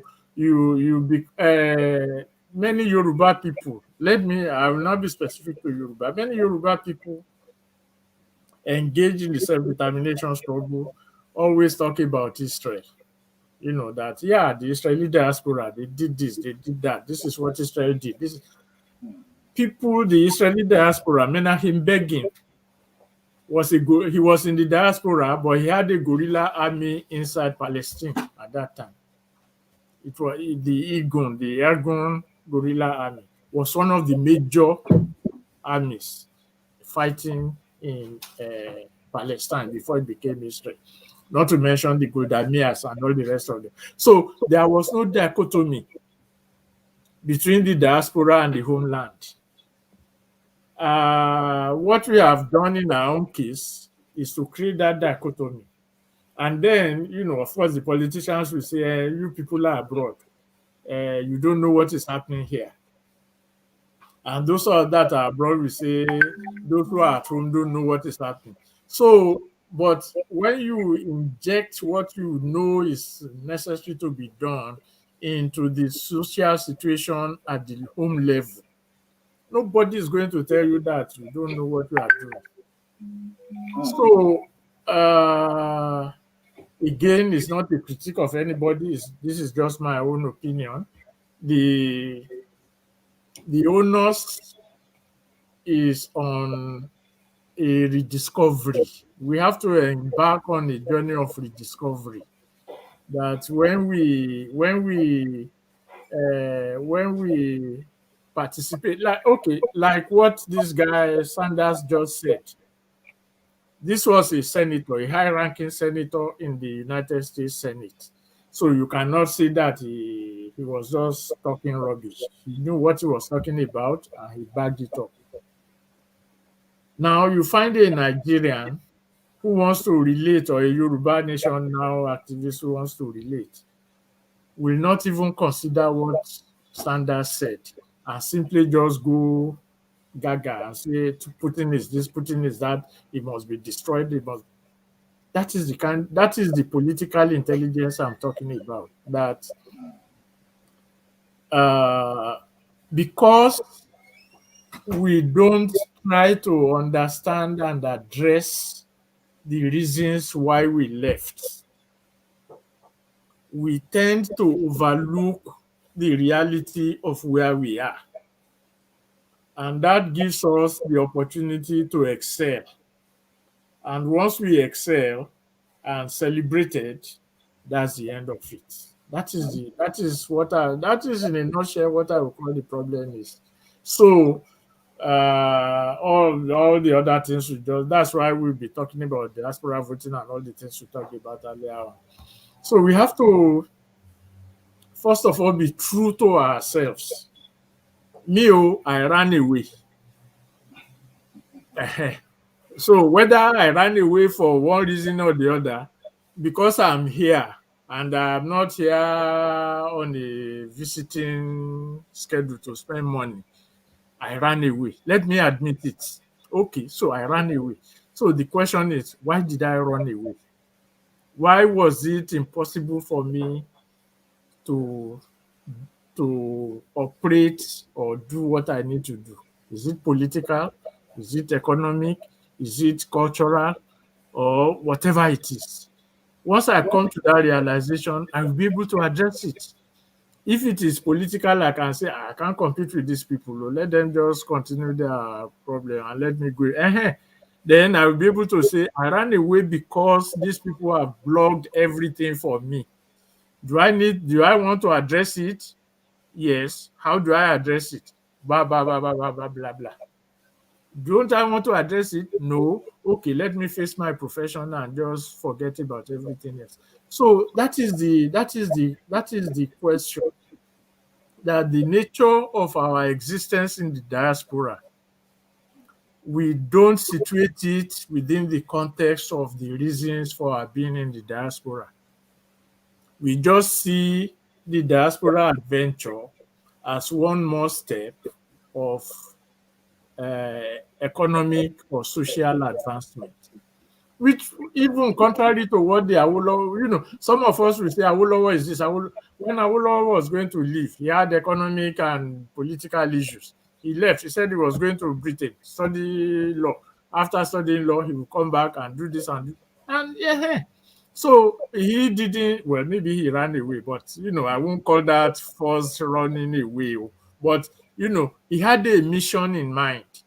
He had a purpose. He had a vision that he wanted to, and when he got to London, he pursued that vision.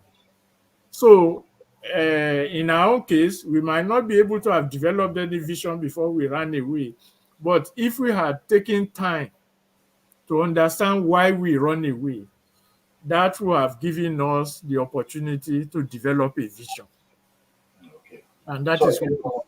so you are suggesting that the Nigerians in diaspora supposed to have like a political demand on Yes, the political class that always come to them for support, yes, especially when it's nearing the election. So they exactly. should be able to have, okay, this is a demand that we that are in diaspora want, and then they should play it actively rather than just helping them to do campaign, Yeah. town hall meetings, Yeah, eating, paying, promoting their candidacy.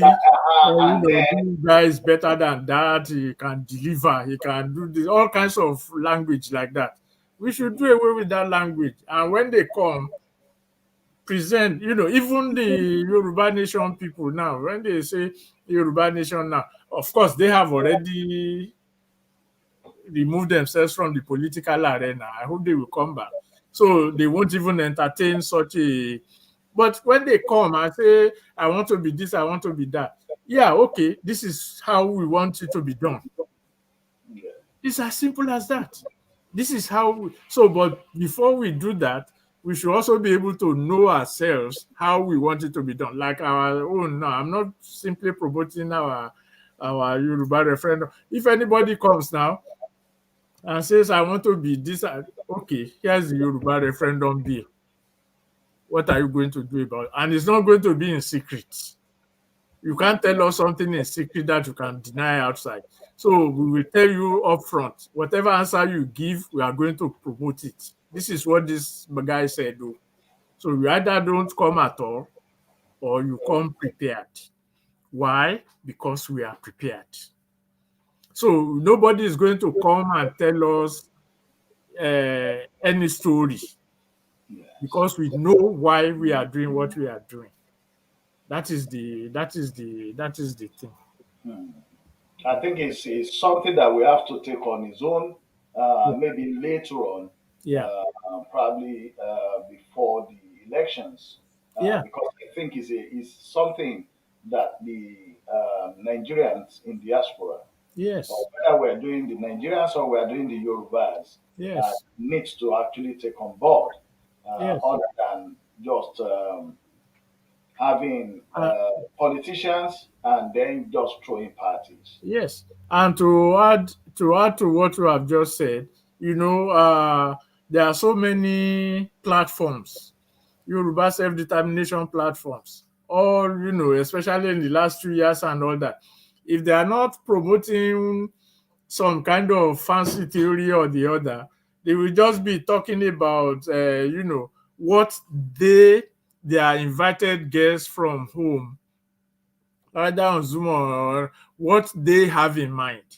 Hardly would they come up with their own program. This, when they say Yoruba Nation now, you say you go to the United Nations.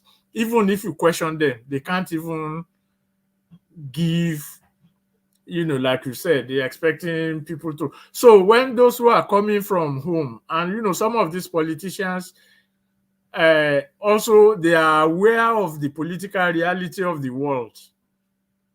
That is why they are able to run rings around us, because they know that you don't know what should be known.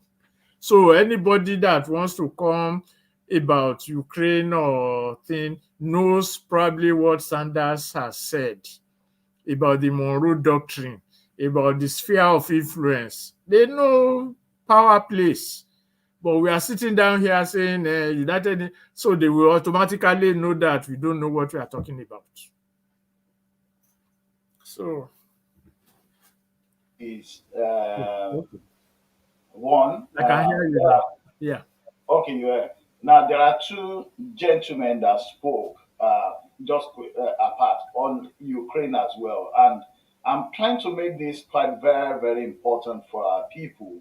Uh, and of course, I'm going to ask you about some of, yeah, maybe they are youths also that were looking at, yes, we could get Yoruba nation, we could destroy government installations like the airport and stuff in order to deny the federal government from benefiting from it. Then, when the nation is separated, then we can start to rebuild it back.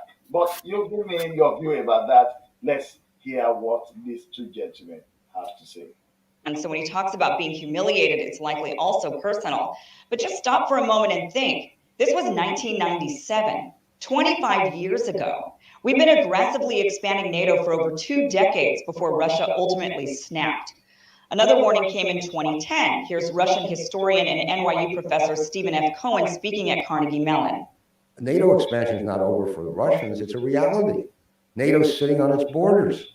It's not about future NATO expansion. It's about current.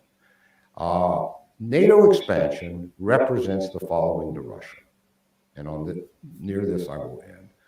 It represents a profoundly broken promise to Russia made by the first Bush that in return for united Germany in NATO, NATO would not expand eastward. This is beyond any dispute. People say, well, they never signed a treaty. But a deal is a deal. The United States gives its word unless we're shysters. And if you don't get it in writing, we'll cheat you. We broke our word. And when both Putin and Medvedev say publicly to Madeleine Albright and others, we, Russia, feel deceived and betrayed, that's what they're talking about. So NATO represents on the part of Russia a lack of trust. You break your words to us. To what extent can we trust you? Secondly, it represents military encirclement. If you sit in the Kremlin and you look out at where NATO is and where they want to go, it's everywhere. It's everywhere on Russia's borders. So he makes a great point about honoring our word, even if it isn't in writing, unless we're a bunch of shysters, he says. And maybe we are. In 2015, international relations expert John Mersheimer talked about how we're purposefully baiting Ukraine to take a hard line with Russia under false promises of inviting them into the West. But I actually think that what's going on here is that the West is leading Ukraine down the primrose path. And the end result is that Ukraine is going to get wrecked. And I believe that the policy that I'm advocating, which is neutralizing Ukraine and then building it up economically and getting it out of the competition between Russia on one side and NATO on the other side, is the best thing that could happen to the Ukrainians. What we're doing is encouraging the Ukrainians to play tough with the Russians. We're encouraging the Ukrainians to think that they will ultimately become part of the West, because we will ultimately defeat Putin and we will ultimately get our way. Time is on our side. And of course, the Ukrainians are playing along with this. And the Ukrainians are almost completely unwilling to compromise with the Russians and instead want to pursue a hardline policy. Well, as I said to you before, if they do that, the end result is that their country is going to be wrecked. And what we're doing is, in effect, encouraging that outcome. I think it would make much more sense for us to work to create a neutral Ukraine. It would be in our interest to bury this crisis as quickly as possible. It certainly would be in Russia's interest to do so. And most importantly, it would be in Ukraine's interest to put an end to the crisis. Right, I will stop this one here. And so, bringing us back, there are foreign installation, maybe not fully foreign, but where we have like a partnership between foreign organization or foreign government and Nigerian government and co. One of the ones that I will point to, which I think it was criticized then, is the refinery Dangote is building in Lagos. And I think part of those that funded it, the organization, is an American-based organization. And back to the question that I said I will be taking you on. If people decide and think that, okay, we'll destroy some installations in Yoruba land so that the federal government will not benefit from it, and then after we've resolved everything, then we'll go and build it back, who is going to suffer here? And if installations that has foreign interests are targeted, would they accept the excuse that is because Yoruba nation is pursuing a human right, so to say, self-determination cause? Your view, sir? Well, that's very self-evident that if you have an enterprise in, let's say, Yoruba land, like you mentioned, Dangote enterprise with heavy foreign involvement, and it is attacked on the notion that you don't want Nigeria to benefit from it and all that, two things will happen immediately. One, that company can call for security support from whichever country they come from to protect their installations and investment. Two, the Nigerian government can also make similar demands and say, okay, they need, like even they are doing with the Boko Haram and all that. They collected the weapons from the US to fight them and all that. And that is that. Three, it is not even Nigeria that will lose. It is because Nigerian government has nothing to lose. If the enterprise is not a Nigerian government enterprise, but a private enterprise, of course, Nigeria will give the regulation and all the rest. And the money, the investment is private investment largely. So Nigeria will have nothing to lose. A country, if we use the Dangote refinery as an example, a country that imports all its fuel has nothing to lose if a refinery is destroyed on its land, because in any case, all its oil, fuel use are imported. So it will be a tragic error to embark on that kind of approach. That is one. Even without such economic infrastructure being destroyed, like I said, the mere fact that you are agitating for a Yoruba nation or Yoruba self-determination and the next thing you do is to seek foreign assistance to come and situate your demands, that already negates your quest for self-determination. In the sense that, as we have seen, even these are from the clips that we have shown, these are influential policymakers, thinkers in the American system, advising what America should do and opposing the attempt to draw Ukraine into its orbit. And that's why we said earlier on, most of the countries in Africa and all that, they lack the military capacity to do anything to either side. So the best thing, as the last speaker said, would be to be outside. If they want to fight each other, let them go and fight each other anywhere they can, but not on our land, because we will be the one that will suffer it. Right now, all the NATO countries are sitting pretty quiet. All the infrastructure in Ukraine is destroyed. Ukraine cannot even fire a missile into Russia. So, and then, all the money that will be raised in the West to go and redevelop Ukraine, the only way you can develop Ukraine now is when it is fortified against Russia. So even if the West wants to make economic sense out of Ukraine, they cannot do it unless they have the military wherewithal to sustain it. So at the end of the day, there's no way. There's either going to be a world war or Ukraine will be divided into East and West again. So they have, there's a way history repeats itself in the world. We Africans have a peculiar history against, all the divisions in Europe that turns into world war. And this might as well, if care is not taken, result in such a result. So when we are looking at all this, again, I'm not criticizing anybody, and I have no intention of criticizing anybody.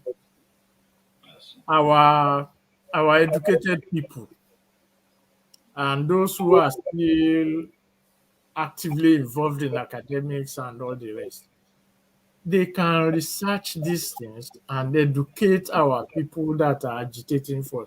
They say knowledge is power. Therefore, knowledge now, information is power. Knowledge is power. That just running around like talking about without looking at the at the time when they were talking about Yoruba Nation now, and they went to the UNPO and they were all celebrating that they have been accepted as members. UNPO is just an NGO. It's a charitable organization. It's a private foundation. Anybody can join and leave at any time. But they made it out as if it is the United Nations itself. Yeah, I think that was the confusion Yes. for most people. They Yes. just saw the UN at the start of it, and then that was it. They just start shouting UN. It's just an NGO. It's not just a non-governmental organization that you can join and leave if you feel like. So, again, I mean, you mentioned the Bible, you say my people are destroyed for lack of knowledge. So the lack of knowledge that we have, or that we are allowing to dominate our narrative on self-determination, can actually cause destruction for us if care is not taken, as it is causing for Ukraine now. That when they were saying they broke away from the Soviet Union, they did this, they want to join Europe, they want to join. Europe had its own agenda against the Soviet Union, as we have seen. NATO has its own agenda against the Soviet Union, as we have seen. Ukraine is just a pawn in the whole game. And now that we have seen the repercussion, maybe many of us will now start rethinking our expectation on what the West has to offer. We don't need to do any rethinking. No, if we only go by history, we know what the West did for us now. So why should we expect them to just wake up one day and say, okay, now that we are okay with you, go your way? No. But at the same time, we are not saying we are going to be fighting the West or fighting anybody, but we are going to position ourselves in such a way that they have to reckon with us. And it can be done, just like as they are doing in what they are suggesting for Ukraine. And that's what Ukraine ought to have pursued, that, okay, since I'm strategic in the East and West, I will be the bridge without fighting anybody. And Ukraine would have benefited Benefited them, and benefited the rest of us. You see, so again, that is one of the problems that the world is facing by the emasculation of the non-aligned movement. So if the non-aligned movement had been sustained, well, of course, it couldn't have been sustained because most of the countries were taken over by coups and all the rest, engineered by the West to make sure that it's not sustained. So, but the concept behind the non-aligned movement, we have created a balance in the world between the East and the West. Unfortunately, the experiment didn't work. And again, to go back to the Soviet Union, the restructuring, which was part of the whole thing that led to the breakup, which most of our self-determination groups celebrate. Shebi Soviet Union broke up, everybody broke up. You see, when perestroika and glasnost and all the rest, it was an attempt to create a multinational state for the Soviet Union, to take it away, because the Communist Party of the Soviet Union had become the state. So everything revolved around the Communist Party. So what the Gorbachev people tried to do was to give enough room for the nations, the nationalities inside the Soviet Union, to become active participants in the state. So it will have become a truly multinational state. For one reason or the other, it failed, and then everybody went their own way. But that is what we are now celebrating, and the repercussion is Ukraine. So we have a failed non-aligned movement. We have a failed attempt to reform or restructure the Soviet Union into a reunion, not the way it was done. And then Africa now has a chance. Probably from Africa will be the solution. We are hoping and praying that it will be the solution. But that's the way the world can be redirected away from these wars, and all the rest of it. Okay. Thank you very much for your time. You've thrown light on most of the issues that we have raised off for today, and we hope that those words are sinking right into the right places, especially for the Yoruba nation. I mean, in Nigeria, most people have always taken Yoruba to be the most intelligent in Nigeria. Of course, the East have when they talk about business, but when it comes to why the North about trade, but when it comes to the Southwest, they talk about intelligence. We hope those will be put into proper use, in which people will be able to drive a narrative that other intelligence here will be able to connect with. So thank you very much for your time. We used to have you every 2 weeks. We are tracking progress with the posters that are ongoing, the posting of posters, both in Osun, in Ibadan. It was reported for Ibadan as well, and then is that Ekiti? Ekiti. Ekiti, Osun, and Oh, Ibadan. Now, we're expecting to see something in Lagos, yeah. so that at least those are the major. Lagos is part of Yoruba land.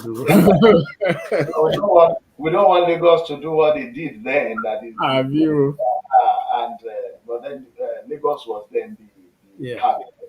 yeah. So we're hoping that everybody will be together. And I always tell people that, in my overall opinion, I believe that if this works, it also helps the other regions as well. So it's not that it's just for the Yoruba benefits people. of Yoruba alone. It benefits other regions in Nigeria and, of course, some other nationalities across Africa as well. And it could actually be a template to resolving the centuries or generational conflicts that Yeah, have been between African nationalities. yeah. Thank you very much for your time. We'll catch up with you in another 2 weeks.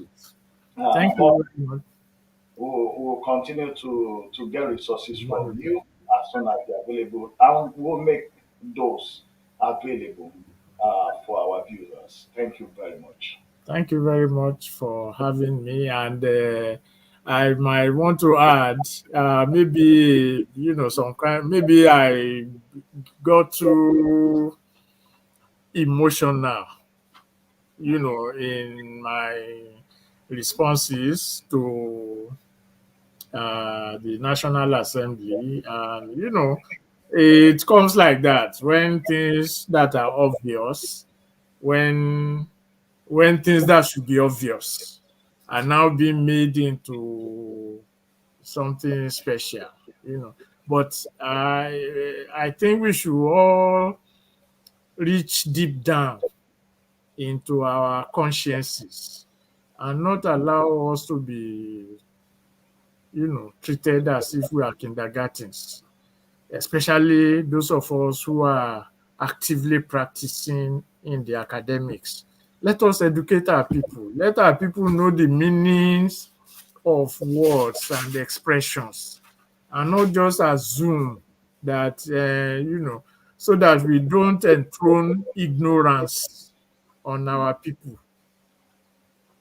It will be a very dangerous thing to allow ignorance to become the defining characteristic of the state, which is what the National Assembly is trying to do. Let us resist it with all our might. So I just, Thank you very much. yeah, And please do update us yeah, also along the line about how the petition is yeah, going. yeah. So thank you very much, and we'll be signing you out in a minute. And then, of course, this is the 2022 Yoruba Referendum poster. a ní ó padà táyé ṣe o. ẹ̀yin àgbààgbà ìlú kí ló dé o. tẹ̀bí ń ṣòro bí èwe kí ló dé. ẹ̀yin ṣe èèyàn bí ọkà èyí ti ṣe. àgbà ìlú aṣòro bí èwe. ta ni ó padà táyé ṣe o. ẹ̀yin àgbààgbà ìlú kí ló dé o. tẹ̀bí ń ṣòro bí èwe kí ló dé. ẹ̀yin ṣe èèyàn bí ọkà èyí ti ṣe. àgbà ìlú aṣòro bí èwe. ta ni ó padà táyé ṣe o. ẹ̀yin àgbààgbà ìlú kí ló dé o. tẹ̀bí ń ṣòro bí èwe kí ló dé. ẹ̀yin ṣe èèyàn bí ọkà èyí ti ṣe. àgbà ìlú aṣòro bí èwe.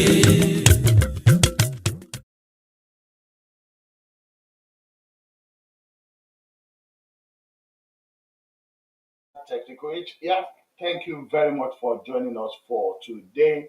That is also done. Thank many thanks to technical team, and many thanks also to our guest. He comes around every 2 weeks. That is Alagba Femi Odedeyi from the Yoruba Referendum Committee. he will be coming back in another 2 weeks. Please watch out for the posters in your area, and I like if you can actually print those posters and distribute it yourself. It's not about any political party. It's really about Yoruba liberation. And like we've mentioned, if we get this, definitely is going to benefit other nationalities within Nigeria and Africa wide. So it's not just for Yoruba nation. Until I catch up with you again next Saturday at 3 p.m. My name remains Samuel Oludare Jerokun. Do have a wonderful week.